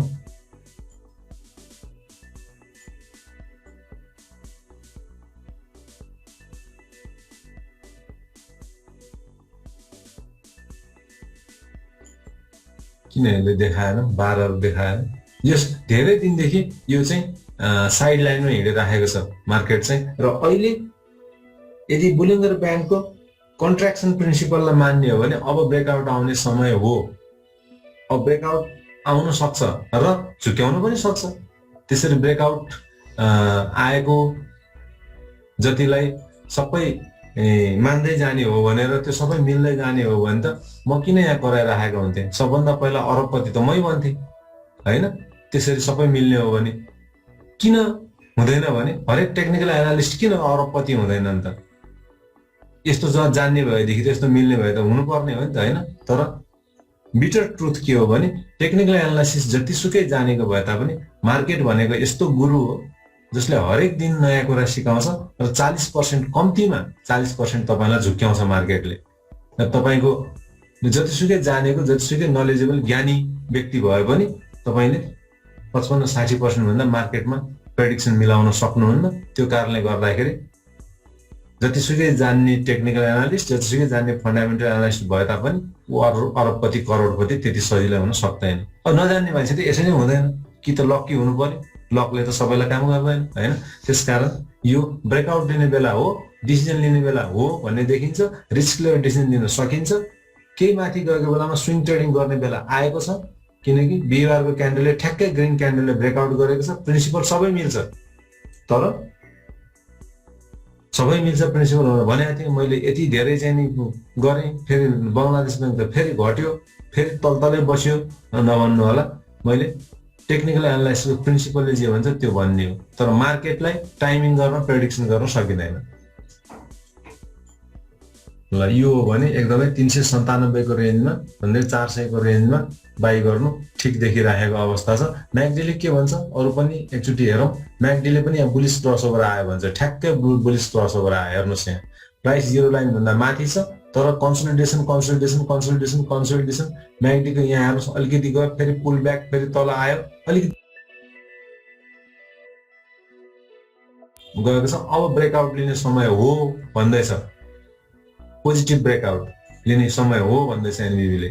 तर यसो भन्दै गर्दा आरएसआई चाहिँ 55 देखि 60 हुनुपर्ने, आरएसआई को भोल्युमले चाहिँ अलिकति 62 देखाइराखेको छ आरएसआई को स्ट्रेन्थले चाहिँ। र एमएफआई पनि अलिकति 82 माथि गइसक्यो र यो लेभलमा मान्छेहरूले बढी उठाउन थालेको हो। यहाँ हेर्नुहोस् त भोल्युम, हेर्नुहोस् त भोल्युम पनि अनयुजुअल देखिएको छ। अनयुजुअल इन द सेन्स यति तुलनामा त होइन, तर अरू यो एभरेज भोल्युमहरू जुन आइराखेको थियो यो साइड लाइनको बेलामा मान्छेहरूले यो कम्पनीलाई होल्ड गरेर राखेको हो। जसले प्रस्पेक्ट बुझेका छन् यो कम्पनीलाई होल्ड गरेको हो। र अब चाहिँ यो जुन लामो ग्रिन भोल्युम आयो, हाई भोल्युम आयो, त्यो हाई भोल्युमले चाहिँ म्याकडीमा पनि क्रसओभर ल्याइदिएको छ, बोलिङ्गर ब्यान्डमा पनि ब्रेकआउट ल्याइदिएको छ। र अब यो माथि जान सक्छ। यति धेरै लामो यहीँदेखि नै कन्ट्र्याक्सन हुन थालेको छ। यदि यहाँदेखि नै गर्नुहुन्छ भने कति दिनदेखि कन्ट्र्याक्सन हुन थाल्यो, बार किन देखाइरहेको छैन यसले?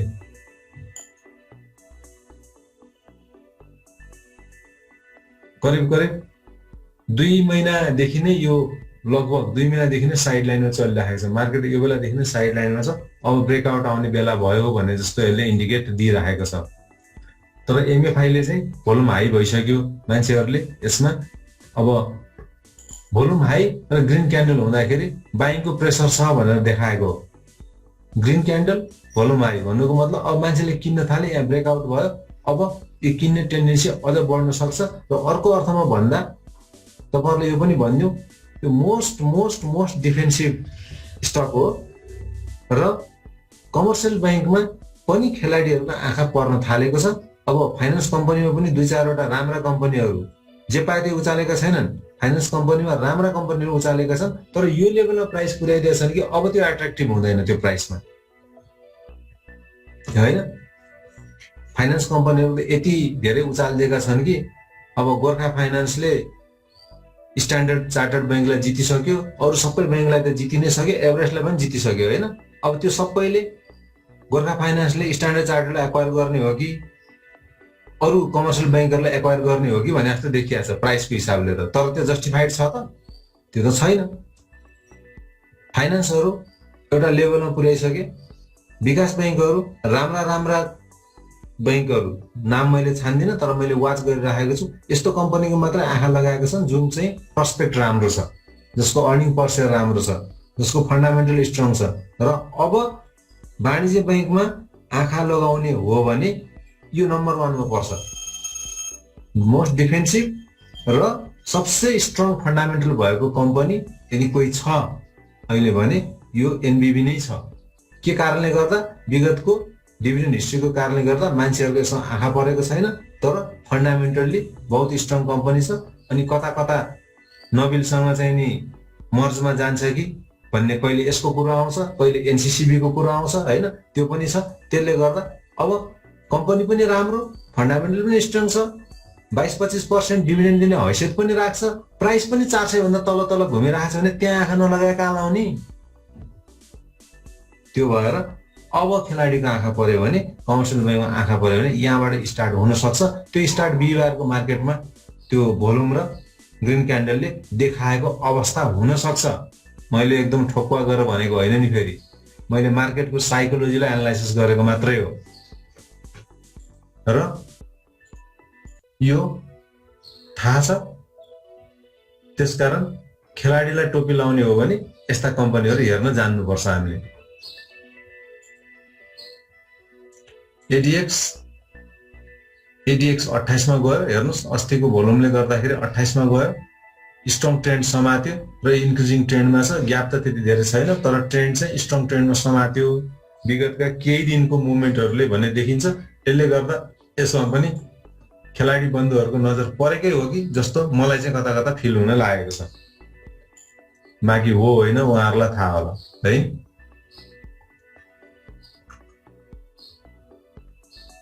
सिबिएल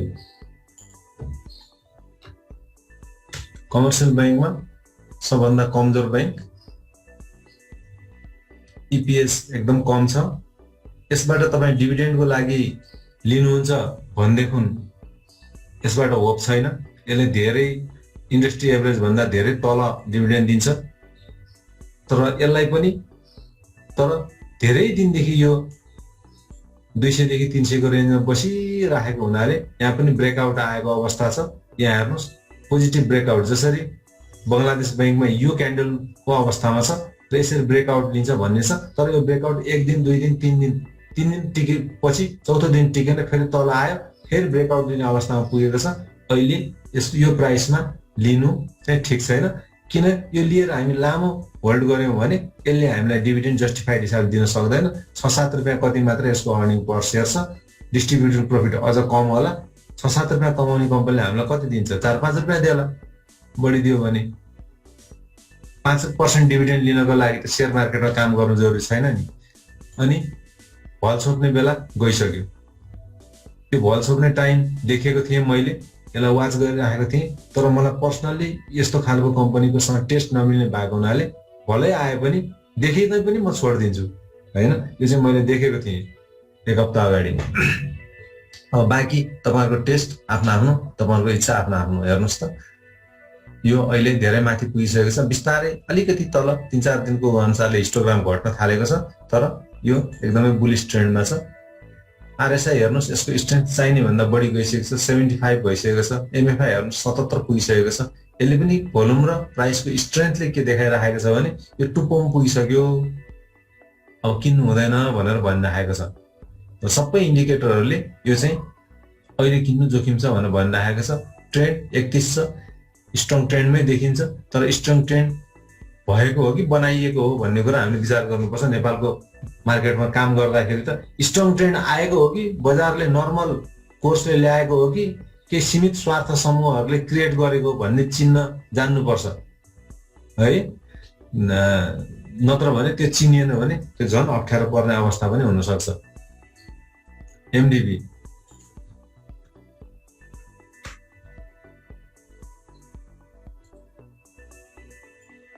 मुभिङ एभरेज कता धेरै माथि। यो पनि केही मान्छेहरूको हातमा कर्नरिङ भएको स्टक हो। उनीहरूले मन लागे बढाउँछन्, मन लागे घटाउँछन् हैन। धेरै अगाडि नै यो कर्नरिङ भइसकेको स्टक हो। तपाईहरुले अलिकति मार्केटको नब्ज सामने गर्नु भएको छ भने बुझ्नु भएको होला। बुलिङ्गर ब्यान्डलाई हेर्दाखेरि यो टुप्पाम पुगिसकेको छ, ब्यान्ड वाइड छ। तर यस्तो ब्यान्ड वाइड भएको बेलामा के गर्नुपर्छ? ब्यान्ड वाइड भएको बेलामा यो मिडल ब्यान्डमा आएर ग्रीन क्यान्डलले सपोर्ट लिनु पर्यो। अनि बल्ल तपाईले यहाँदेखि यहाँसम्मको रेन्ज पाउनुहुन्छ। कन्ट्र्याक्सन भएको बेलामा, ब्रेकआउट भएको बेलामा लिन सक्नु पर्यो। जस्तो यहाँ कन्ट्र्याक्सन भएको थियो, डिसिजन क्यान्डल यहाँ छ। 16 मेको डिसिजन क्यान्डल हेरेर तपाईले 17 मेमा लिनु भएको भए तपाईले 4-5 दिनको उछाल लिन सक्नुहुन्थ्यो। त्यसपछि फेरि अलिकति तल झरे। अनि तल झर्न थालेपछि ब्रेकआउट यहाँ डिसिजन लिने, यहाँ त भ्याउनुहुन्न। तपाईले हेर्दा हेर्दै त्यो दिन क्लोज भइसक्यो हुन्छ। यो क्यान्डलको बेलामा यहाँदेखि यहाँसम्म लिने, 1 दिन 2 दिन 3 दिन 4 दिनको उछाल लिने। अनि भोलिपल्ट जब यो रेड क्यान्डल भएर यहाँ बढ्छ नि, घट्छ नि, त्यसपछि अझ बढ्ला घट्ला जोखाना हेरेर ज्योतिषलाई सोधेर बस्ने होइन। यहाँ पुगेपछि बेचिदिइहाल्नुपर्छ यदि तपाईँ ट्रेडर हो भने। हेर्नुहोस् त, ब्युटिफुल्ली 1 दिन 2 दिन 3 दिन 4 दिन 5 दिन 6 दिन तपाईले वेट गर्दाखेरि राम्रो। तपाईले यहाँ हाइजेस्टमै किन्नु भयो, 419 मै किन्नु भयो र यहाँ लोएस्टमै बेच्नु भयो भने 482 82 - 19 डिवाइडेड बाइ 419 15%। 5 दिनमा 15% को मुभमेन्ट क्याच गर्नुहुन्थ्यो यदि तपाईले प्रिन्सिपललाई फलो गरेर बस्नुहुन्छ भने। तर कहिलेकाहीँ यो प्रिन्सिपल यहाँ ब्रेकआउट नगरेर यता तल पनि आउन सक्छ, झुक्याउन पनि सक्छ। मैले त ब्रेकआउट लिएको किन मिलेन कसैले भन्न सक्दैन है। त्यो कुनै एनालिसिस सोध्ने क्वेसन पनि हैन, तर अधिकांश समयमा मिल्छ। यहाँ हेर्नुस् त, यो ब्रेकआउट लिएको होइन, क्लियरली ब्रेकआउट हो। तर 1 दिन 2 दिन त्यसपछि फेरि तल झर्यो नि त, 2 दिन पनि टिकेन। किन नटिकेको? यहाँ चाहिँ नि यस्तो 5-6 दिनसम्म माथि जाने, यहाँ पनि 5-6 दिन गएर यहाँ भइदिए हुन्थ्यो नि। अब यो चाहिँ उही सम्झिने पानी सम्झिने हो है। त्यसकारण मार्केटसँग हो भने मार्केटको ट्रेन्डमा हिँड्नु पर्यो। तपाईको चाहना अनुसारको मार्केटको ट्रेन्ड हिँड्दैन।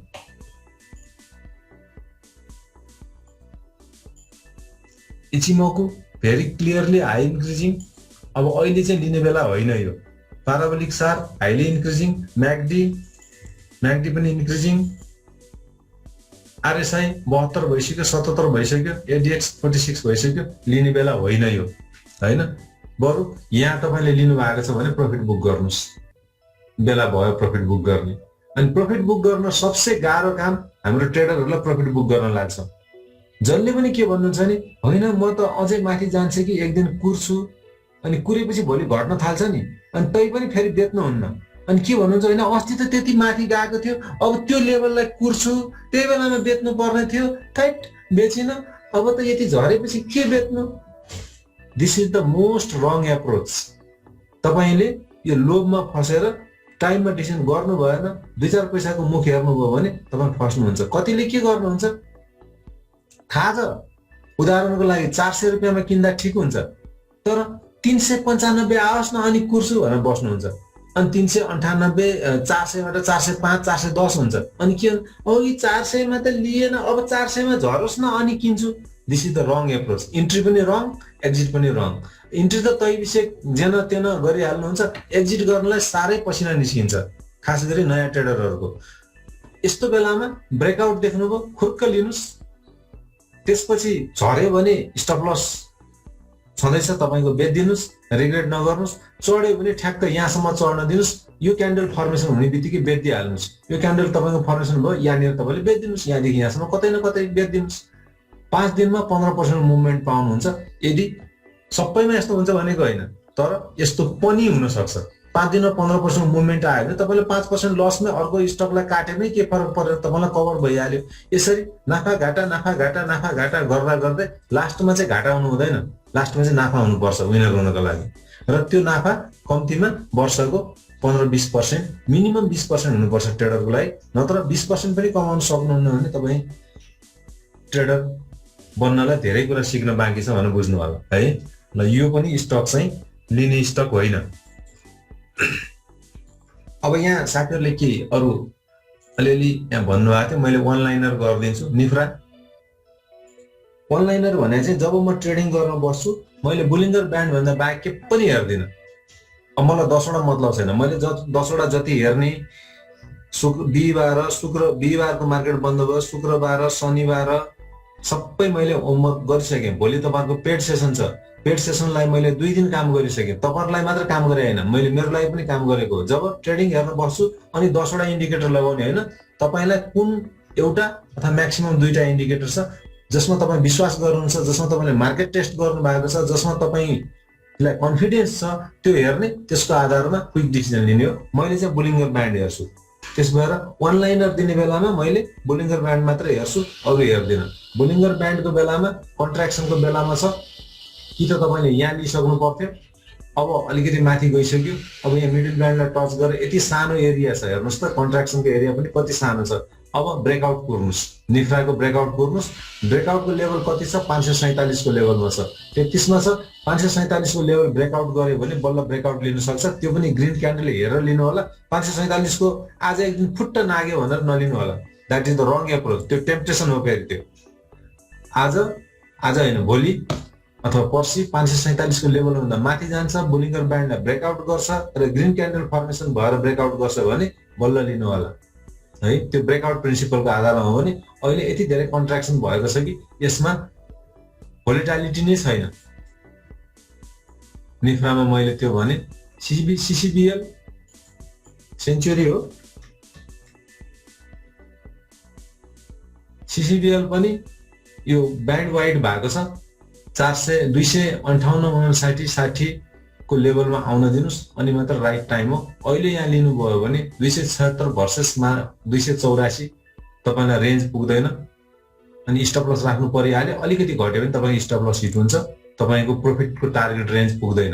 त्यसकारण 260 को लेभलमा झर्न दिनुस्।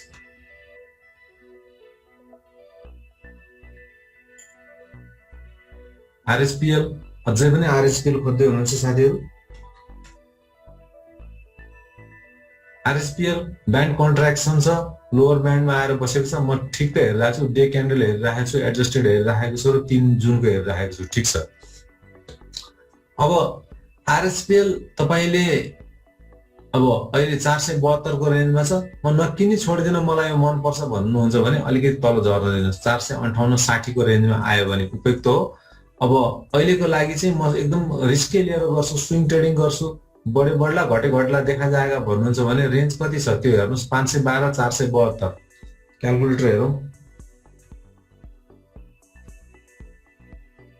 512 472 तर 512 40 डिभाइडेड 472 तपाईलाई 8% को रेन्ज छ। म 8 गरेर लिन्छु, हौसे कि जौसे भन्नुहुन्छ भने रेन्ज छ। तर यो लेभलमा म चाहिँ किन्दिनँ, किनकि यसको फन्डामेन्टल हेर्दाखेरि फन्डामेन्टलले यो यति पैसा तिर्न जस्टिफाइड गर्दैन। 500 को रेन्जमा लिनु भन्दा त कमर्सियल बैंक, विकास बैंकहरू छानी लिँदाखेरि हुन्छ। त्यतिमा राम्रै कमर्सियल बैंक पाइन्छ। अघि खेलाडी महोदयहरूको आँखा पर्न लागेको खालको बैंक पनि हामीले हेरिसक्यौँ। सिबिबिएल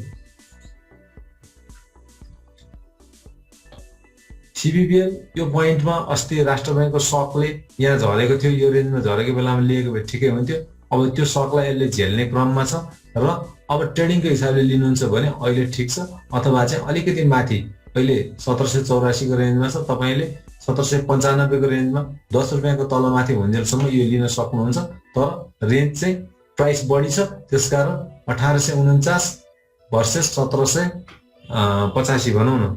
1849 माइनस 1785 गर्दा 64 रुपियाँ डिभाइडेड 1849 तपाईँलाई रेन्ज पुग्छ जस्तो लाग्दैन मलाई। 3% मात्रै छ। कम्तीमा ट्रेडरले 5% को रेन्ज राख्नुपर्छ। यत्रो ठुलो प्राइस भएकोमा 3% राख्नु भने स्टप लस 1.5% राख्नुपर्छ, तुरुन्तै स्टप लस हिट हुन सक्छ। मार्केटको नर्मल भोलिटालिटी, डे टु डे भोलिटालिटी पनि तपाईँको स्टप लस हिट हुन सक्छ। र तपाईँले डिसिप्लिन भएर गर्नुभयो भने स्टप लस भएपछि म त कुर्छु भनेर रुन्चे गर्न पाइँदैन। त्यसकारण यसमा रिस्क बढी छ अहिलेको लागि। कि त अलिकति तल झर्न दिनुस्, लङ टर्मको लागि लङ टर्म ट्रेडरको हिसाबले कुर्ने हो भने 1 वर्ष कुर्न सक्नुहुन्छ भने प्राइस 1730-35 तिर भएको बेलामा लिनु पर्थ्यो। होइन भने अलिकति माथि बढ्न दिनुस्। तर प्राइस माथि बढ्दै गर्दा प्राइसको रेन्ज पुग्दैन, त्यसकारण यसलाई पनि वेटै गर्नुपर्छ, ब्रेकआउट कुर्नुपर्छ। त्यसपछि बाँकी भनेको अरू केही पनि रहँदैन। ल 1-2टा मात्र लिन्छु, अब धेरै लिन मैले भ्याइनँ है। एनआइएल, सिजेडबिआइएल, फेरि सबै साथीहरूले मेरो चाहिँ छुट्यो भन्नु होला। जहाँ गएर छुट्छ त्यहाँ साथीहरूलाई चित्त दुख्ला, चित्त नदुखाउनु होला। त्यसरी गऱ्यो भने त 200 वटामै जानुपर्छ फेरि। एनआइएल ठ्याक्क सपोर्ट त लिएको छ तर रातो क्यान्डल भएर, त्यसकारण डिसिप्लिन इज डिसिप्लिन। हेर्नुहोस् है, तपाईँले चाहे 1 रुपियाँ बढेर हरियो क्यान्डल फर्मेसन भएको किन नहोस्, हरियो क्यान्डल चाहिन्छ भनेपछि चाहिन्छ। यो त यहाँनिर बोलिङ्गर ब्यान्ड यहाँ आएर टेक्यो, रातो क्यान्डल भएर के हुन्छ त? टेकन त टेक्यो नि त। नो, त्यस्तो होइन। रुल भनेको टोटल्ली मिल्नुपर्छ। 3टा रुल फलो गर्नुपर्छ भनेपछि 3टा रुल फलो गर्नुपर्छ। मुभिङ एभरेजमा इन्क्रिजिङ ट्रेन्डमा हुनुपर्छ, साइड लाइन र डिक्रिजिङमा हुनुहुन्न। अनि 44 डेज मुभिङ एभरेजमा ग्रिन क्यान्डल ल्याएर सपोर्ट लिएको हुनुपर्छ। यो 3टै हुनु पर्यो। ग्रिन क्यान्डलले त टेकेको छ नि त, डिक्रिजिङमा भए पनि लिन्छु म, हुँदैन है। त्यसकारण आधा नियम एप्लाई नगर्नु होला। टेक्निकल एनालाइसिसमा रुलमा एकदम पर्फेक्टली बस्नुपर्छ। आइतबारको मार्केट हेर्नुहोस्, यदि डे क्यान्डल हेर्ने हो भने, र यही लेभलमा बस्यो तर यहाँ ओपन भयो र अलिकति माथि गएर सानो ग्रिन दोजी बनोस्, ग्रिन ह्यामर बनोस्, ग्रिन जेसुकै बनोस्, ग्रिन क्यान्डल बन्छ भने यो लिन सकिन्छ, एनआइएल लिन सकिन्छ। तर रेन्ज कति छ हेर्नुहोस् त, नर्मल रेन्ज कति दिइराखेको छ तपाईँलाई पुग्छ 1678 1729 1729 1678। यो पनि हेर्नु पर्यो टेक्निकलिटीले। 1729 1678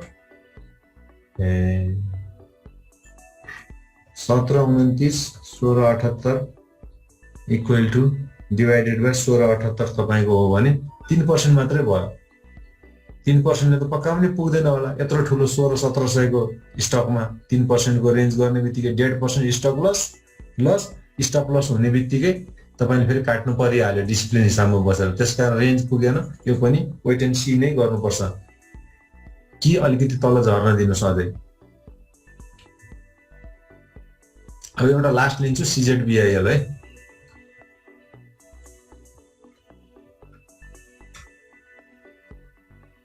सिजेडबिआइएल राम्रो कम्पनी हो ठिक्कको कम्पनी हो। एनबिबी जस्तो धेरै हाई इपिएस भएको कम्पनी पनि होइन। हुन त एनबिबी भन्दा हाई इपिएस भएका अरू पनि छन्, नबिल छ, अनि एनआइसी एसिया छ। तर पैसा हेर्नुहोस् न, 400 को रेन्जमा छ, डबल भन्दा बढी महँगो छ। त्यसकारण इपिएस हाई हुँदै गर्दा 30 इपिएस भएर के गर्नु? यसको 25 इपिएसमा 400 रुपियाँमा पाइराखेको छ, उता तपाईँको 30 इपिएस लिनको लागि 900 रुपियाँ तिर्नुपर्छ। फरक छैन?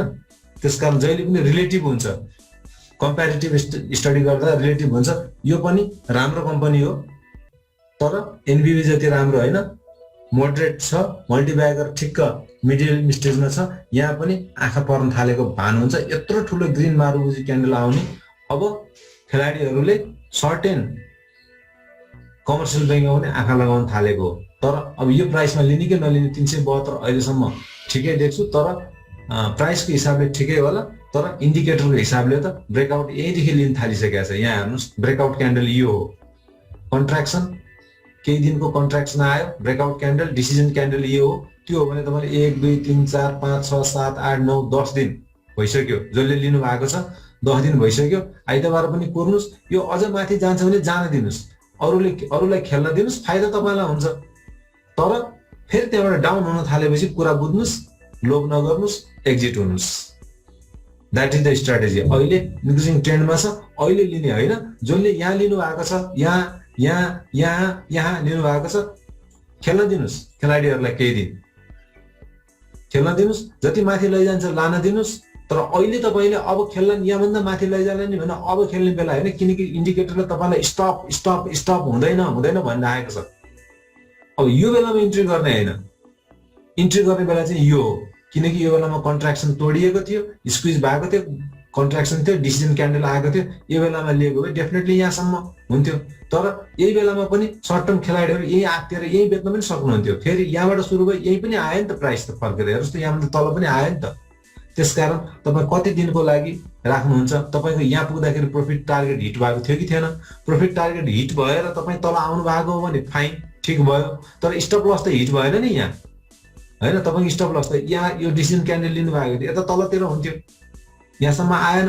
तपाईँ कुरि नै राख्नुहुन्थ्यो, कुर्दा यहाँ बढ्यो, तपाईँको प्रफिट टार्गेट रिच भएको भए तपाईँले यही पनि ब्रेकआउट गर्न सक्नुहुन्थ्यो, लिन सक्नुहुन्थ्यो। यहाँ काट्नुभयो, तपाईँले यहाँ लिनुभएको थियो, यहाँ प्रफिट लिएर काट्नुभयो भने फेरि यो लामो क्यान्डल देखेर फेरि मन भुटभुट गर्नु भएन। तपाईँ ट्रेडर हो भने थ्यात्तेरिका यार मैले हिजो बेच्दै यहाँ हेर त कति बढ्यो, यस्तो कुरा चाहिँ यो रुन्चे कुरा गर्नु हुँदैन ट्रेडरले, है?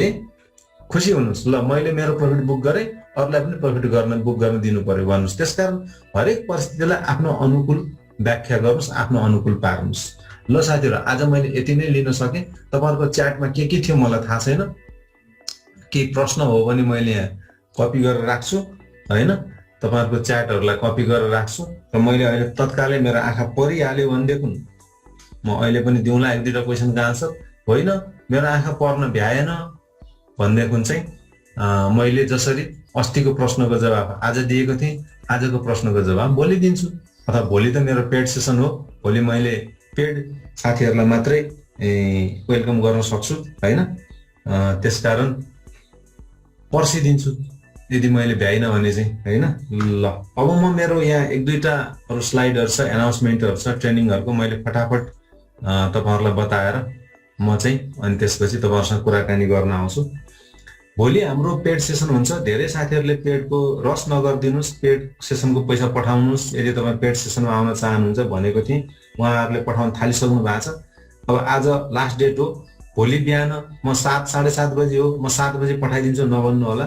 जो साथीहरूले पेड सेसन लिन चाहनुहुन्छ, भोलि आजसम्मको मार्केट, आज त हामीले तपाईँहरूको एनालाइसिस अनुसार दियौँ, कुनै राम्रो कम्पनी पनि पर्यो होला, कुनै कस्तो कम्पनी पनि पर्यो होला। भोलि चाहिँ अस्तिको सम्मको मार्केटको चाल, अब आउने हप्तालाई हाम्रो चाल के हुनुपर्छ, खेलाडीले कसरी खेलिरहेका छन्, कुन कम्पनीमा स्थिति के आएको छ, सबै 250वटा भन्दा हाराहारीका कम्पनीलाई स्क्विज गरेर ल्याएर तपाईँहरूलाई हामी 14-15वटा कम्पनीहरूको बेस्ट कम्पनीहरूको एनालाइसिस दिन्छौँ। कहाँनिर प्रफिट बुक गर्नुपर्छ, कहाँनिर डिसिजन लिने ठाउँ छ, कहाँनिर के छ, डिटेल मोर डिटेल एनालाइसिसहरू दिन्छौँ। त्यो कसलाई फाइदा हुन्छ भने जसले कारोबार गरिराख्नु भएको छ, ट्रेडिङ गरिराख्नु भएको छ, उहाँलाई फाइदा हुन्छ। कसरी फाइदा हुन्छ? उहाँको एनालाइसिस हुन्छ नै हुन्छ। अनि त्यसमा हाम्रो एनालाइसिस पनि मिसिएर आउँछ। हाम्रो एनालाइसिस पनि मिसिएर आयो भने अनि एकदम कङ्क्रिट एनालाइसिस हुन्छ र तपाईँहरूले हामीलाई 500 रुपियाँ फी तिर्दै गर्दाखेरि तपाईँहरूले 5,000, 10,000, 20,000 कमाउन सक्नुहुन्छ र ट्रेडिङ गरेर बुलको बेलामै कमाउने हो। मलाई धेरै साथीहरूले भन्नुहुन्छ तपाईँको पेड सेसन लिएँ, मैले 25,000 प्रफिट बुक गरेँ अलमोस्ट, कसैले 50,000 गरेँ भन्नुहुन्छ। राम्रो कुरा हो। तपाईँहरूले नलेजमा इन्भेस्ट गर्नुहुन्छ भने त्यसले पे ब्याक गर्छ। तर बुलको बेलामा कमाउन अलि सजिलो हुन्छ।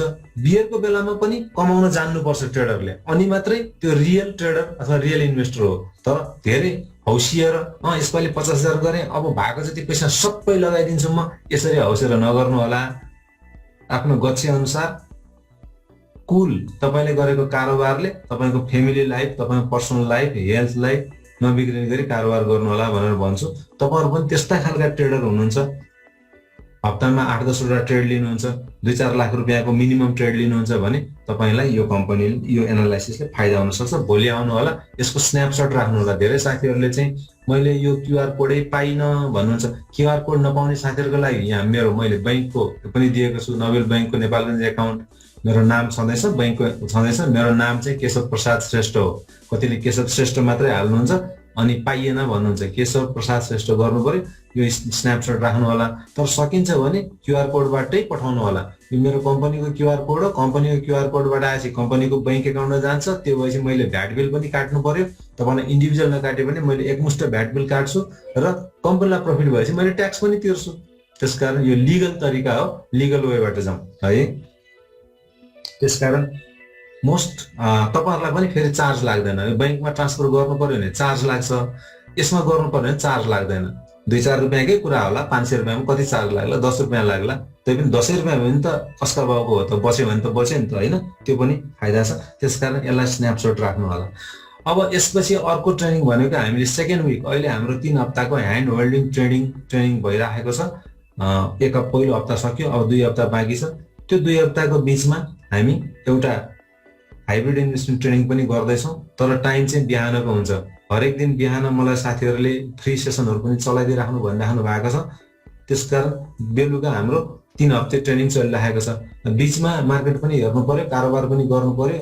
दिनमा अलि भ्याइँदैन। त्यसो भएर बिहानकै समय 8 बजेदेखि 10 बजेसम्मको समय राखेको छु हाइब्रिड ट्रेनिङको लागि। अहिले म देखाउँछु। त्योभन्दा पहिला चाहिँ यो 3 हप्ते ट्रेनिङको चाहिँ यस्तो हुन्छ। 3 दिन, 6 दिन, 9 दिन हुँदै 21 दिनसम्म जान्छ। अनि कसैलाई मलाई बेसिक प्लसको थ्योरी लिन मन लाग्यो भने यो 3 दिनमा लिन सक्नुहुन्छ। बेसिक प्लसको प्र्याक्टिकल गर्ने भने यो 3 दिनमा लिन सक्नुहुन्छ। फन्डामेन्टलको थ्योरी मात्रै पढ्छु यहाँ जोइन गर्न सक्नुहुन्छ, यहाँ एक्जिट गर्न सक्नुहुन्छ। फन्डामेन्टलको प्र्याक्टिकल गर्छु, यहाँ जोइन गर्ने, यहाँ एक्जिट गर्ने। यसरी जसलाई जुन जुन चाहिन्छ त्यो मोड्युल अनुसार, यो मोड्युल हो 3 हप्ताको होल ट्रेनिङको मोड्युल हो। म सुरुदेखि अन्तिमसम्म सबै लिन्छु भन्नुहुन्छ भने चाहिँ ह्यान्ड होल्डिङ ट्रेनिङ लिने, तर मार्केटमा पस्न खुट्टा काम्ने, डिसिजन गर्न नसक्ने, डराउने, नाफा हुन्छ कि घाटा हुन्छ, खोइ के होला होइन, त्यस्तो खालको मान्छेहरूलाई यो 3 हप्ताको प्याकेज डिजाइन गरेको हौ। 3 हप्ताको पुरै पनि लिन पाइयो होइन। म यो मोड्युल वाइज लिन्छु भने पनि मोड्युल वाइज थोरै पैसा तिरेर पनि लिन पाइयो है। यो चाहिँ हाम्रो 3 हप्ताको ट्रेनिङ हो। र 3 हप्ता चल्दै गर्दा बिचबिचमा हाम्रो ट्रेनिङहरू एनाउन्समेन्ट हुँदै जान्छ। जस्तो फन्डामेन्टल हामी यो 9 दिनदेखि हाम्रो 9 दिनदेखि फन्डामेन्टल सुरु हुन्छ भने हामीले 1 हप्ता अगाडिदेखि फन्डामेन्टल यो डेटबाट हुन्छ भनेर नेपाली पैसामा विज्ञापन सुरु गर्छौँ। टेक्निकल मात्र चाहिने साथीलाई जस्तो यो 15 दिनको दिन टेक्निकलको थ्योरी सुरु हुन्छ, हामीले 1 हप्ता अगाडिदेखि यो डेटबाट टेक्निकल सुरु हुन्छ है भनेर गर्छौँ। जसले जे चाहिन्छ नेपाली पैसा हेर्दै गर्नु होला। टप टु बटम हेर्ने साथीहरूको लागि पनि होल 3 विकको ट्रेनिङको एनाउन्समेन्ट आउँछ, नेपाली पैसामै आउँछ।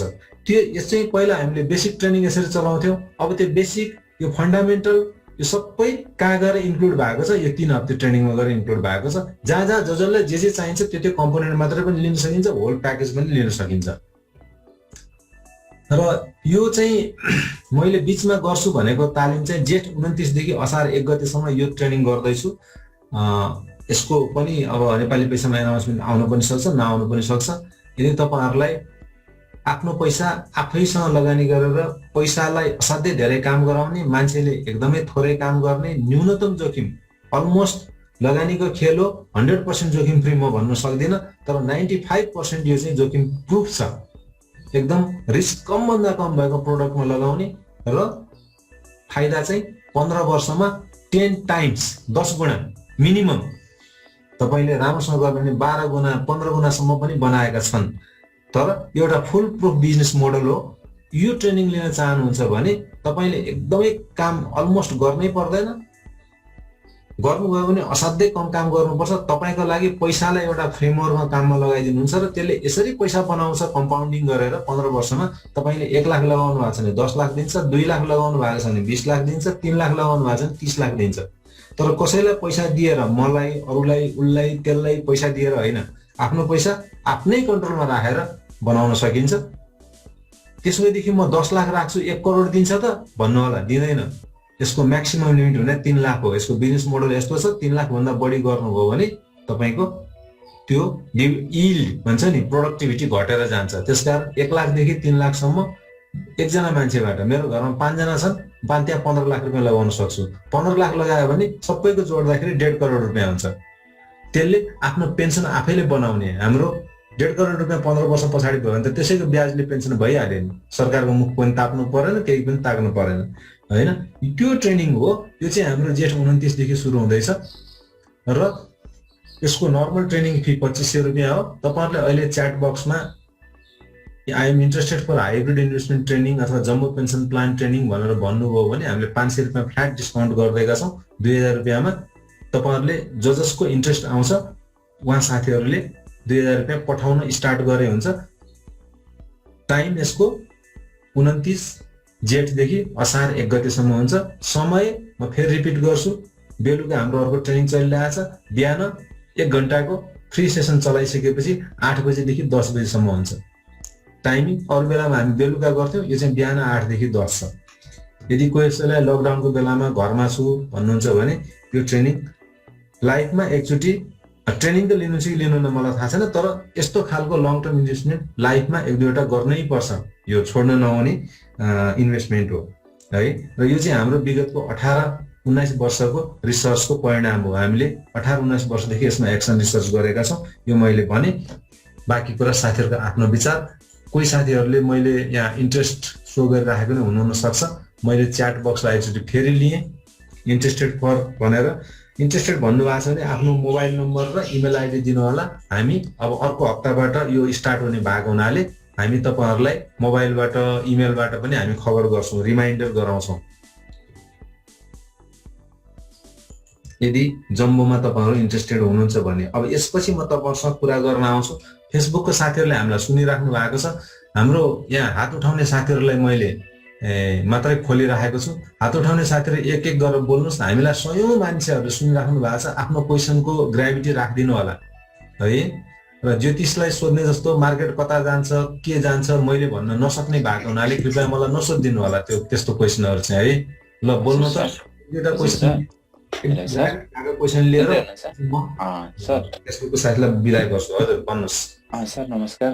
म चाहिँ मैले राख्न खोजेको क्वेसन चाहिँ, मैले नेपाली पैसा धेरै फलो गरिरहेको छु, तर पनि यो तपाईँको ह्यान्ड होल्ड ट्रेनिङको चाहिँ मैले पार्ट लिन खोजेको पार्सियल पार्टहरू तर मैले पाइरहेको छुइनँ सर। त्यही भएर नेपाली पैसामा अहिले आएको छैन, अब आउँछ। हामी ट्रेनिङको क्रिएटिभ्सहरू बनाइराखेका छौँ, त्यो भएर नपाउनु भएको अब आउँछ। हजुर अर्को साथी बोल्नु। हजुर हजुर हजुर हजुर सर। हजुर हजुर भन्नु।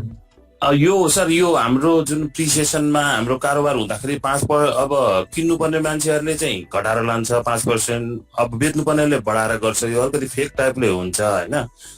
त्यसो हुँदाखेरि चाहिँ कुनै पनि कम्पनीको हिस्ट्रीमा गएर त त्यो रेट गरेर बस्छ होइन सर।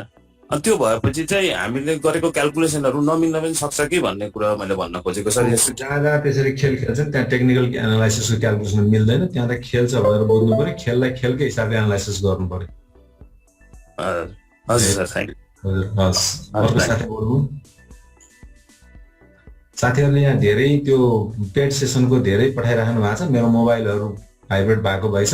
कोही साथीहरूले पेड सेसन लिनुहुन्छ भने अहिले नै गरिहाल्नु होला है। भोलि बिहान 7 बजे म ट्रेनिङको तयारी गरिराखेको हुन्छु, यो पेड सेसन हो, मैले एकदम जिम्मेवारीपूर्वक चलाउनु पर्छ, अनि 7 बजे मैले पैसा पठाइदिएको छु, अहिले मलाई तुरुन्तै पठाइदिइहाल्नुहोस्, नअत्याउनु होला साथीहरू। जे जति तपाईँको पेमेन्टहरू ट्रान्सफर गर्नुपर्छ आजै गर्नु होला। बरु म फेरि एकचोटि यसलाई मैले त यहाँ आफ्नो स्लाइडमा राखेको छु, यदि तपाईँसँग छैन अघि भ्याउनु भएन भने स्न्यापसट लिनु होला र क्युआर कोडबाट पठाउनु होला। अर्को साथी बोल्नुहोस् त, क्वेसन पनि लिँदै जाउँ। मैले यहाँ हात उठाएको साथीहरूलाई मैले खोलेको छु, त्यसपछि 1-2टा क्वेसन लिएर अनि त्यसपछि हामी बन्द गर्छौँ। हजुर सर, मलाई एउटा क्वेसन राखेँ सरलाई। हजुर, यो मर्ज भएको कम्पनीको WACC निकाल्दा 100 रुपियाँ देखिन्छ सर, यो कसरी मिलाउने हो सर? मर्ज भएको कम्पनीको चाहिँ तपाईँले WACC नगर्नुहोस् होइन, त्यो चाहिँ मर्ज भएको कम्पनीसँग ट्याक्स छुट हुने प्रावधानहरू पनि हुन्छ। त्यो चाहिँ तपाईँले मर्ज हुँदाखेरि कुन कम्पनीको पहिला लिनु भएको थियो अनि तपाईँले कतिमा किन्नु भएको थियो त्यो प्राइस राख्ने हो। मानिलिनु तपाईँले ए भन्ने कम्पनी लिनुभयो, बी भन्ने कम्पनीसँग मर्ज भयो, तपाईँले 400 रुपियाँमा किन्नु भएको थियो, अहिले मर्ज गरेर आएछ 100 आउँछ, तर तपाईँले 400 रुपियाँ राखेर मैले यति सालमा सेकेन्डरी मार्केटबाट किनेको हुँ भनेर त्यहाँ रिमार्क लेख्ने ठाउँ हुन्छ, त्यो लेखिदिनु भयो भने सिस्टमले एक्सेप्ट गर्छ। अनि यो सर, यो कहिले काहीँ झुकिएर हामी कहीँ खातामै नभएको सेयर बेच्दाखेरिमा त्यो जान सक्छ कि सक्दैन सर? खातामै नभएको सेयर बेच्दा भन्नाले खातामा नभएको सेयर बेच्न पाइन्छ र? होइन, बेच्न त पाइँदैन, त्यो मैले सरले भनेको बुझेँ। कहिले काहीँ झुकिएर अब बाई गरेँ भनेको झुकिएर सेल हुन्छ नि, कहिले काहीँ त्यस्तो मिस्टेक भयो भने त्यो सेयर गएको हुन्छ कि हुँदैन? त्यो सेयर जान्छ, अनि गइसकेपछि तपाईँलाई अब झुकेर भयो पनि जे भयो पनि तपाईँले ट्रान्जेक्सन त गर्नुभयो, तपाईँले इडिआइएस गर्नुपर्छ सेल गर्दाखेरि, तर WACC नगरिकन इडिआइएस लिँदैन। त्यसकारण तपाईँको अघिको क्वेसन WACC को हो नि। WACC तपाईँले अघि मैले दिएको उदाहरण हो भने 400 रुपियाँ नै राख्नुहोस्, अनि अब झुकेर भयो भने सेल त भयो, दिनु त पर्यो, कि त कारबाहीमा पुरै क्लोज आउटमा कि त दिनु पर्यो, तर जतिमा किनेको त्यति जेन्युन प्राइस राखेर WACC गराएर इडिआइएस गरिदिनुहोस्। WACC नगरिकन झुकिएरै बेचे तापनि इडिआइएस हुँदैन नि त, इडिआइएस गर्नुभन्दा अगाडि WACC गर्नुपर्छ। हजुर, हस्, थ्याङ्क यू। हस्, को लागि यसको क्यापिटल कम होला, यसले बोनस पेयर देला कि नदेला, राइट सेयर देला कि नदेला, डिभिडेन्ड कति देला, यसको क्यापिटल अरूको तुलनामा कति छ, कम छ कि बढी छ भन्ने हो भने चाहिँ पेड अफ क्यापिटल हेर्नु पर्यो है। हस् सर, हजुर, मैले मङ्गलबार एउटा स्टक किनेको सर, 100 किता, बिहिबार त्यसको मैले पैसा पेमेन्ट गरेँ। हिजो हेर्दा चाहिँ पोर्टफोलियोमा हेर्दाखेरि 300 किता देखेको छ, मेसेजमा पनि 100 किता किनेको भनेर आएको छ सर, के गर्नुपर्छ यसमा? ब्रोकरलाई भन्नुहोस्, मेसेज मैले के अर्डर दिएको 100 किता तपाईँको मेसेजमा आएको छ पनि 100 किता, मेरो सेयरमा देखियो 300 किता, यो कसको छ? कहिले काहीँ क्लेरिकल मिस्टेक हुन्छ कि यता कि हान्दा तपाईँको अर्कोको हान्नु होला, तपाईँको हानिदियो होला होइन। त्यस्तो चाहिँ इमान्दारीपूर्वक ब्रोकरलाई भनिदिनुहोस्, आएछ भइरे बेच भइरे भनेर नबेच्नु होला, पछि त्यो कतै न कतै पुलिङ भएर आएर समातिहाल्छ है। अथवा उसले 100 किता भनेर झुकेर 300 किता किनिदिएछ कि त्यस्तो हो भने फेरि 100 किताको एसएमएस नआउनु पर्ने, ब्रोकरलाई सोध्नु सबै थाहा हुन्छ, उसलाई भनिदिनुहोस् यो के भएको भनेर है। सर, हस् सर, थ्याङ्क यू। म यो अरू हेलो हजुर हजुर सुन्दैछु, भन्नुहोस्।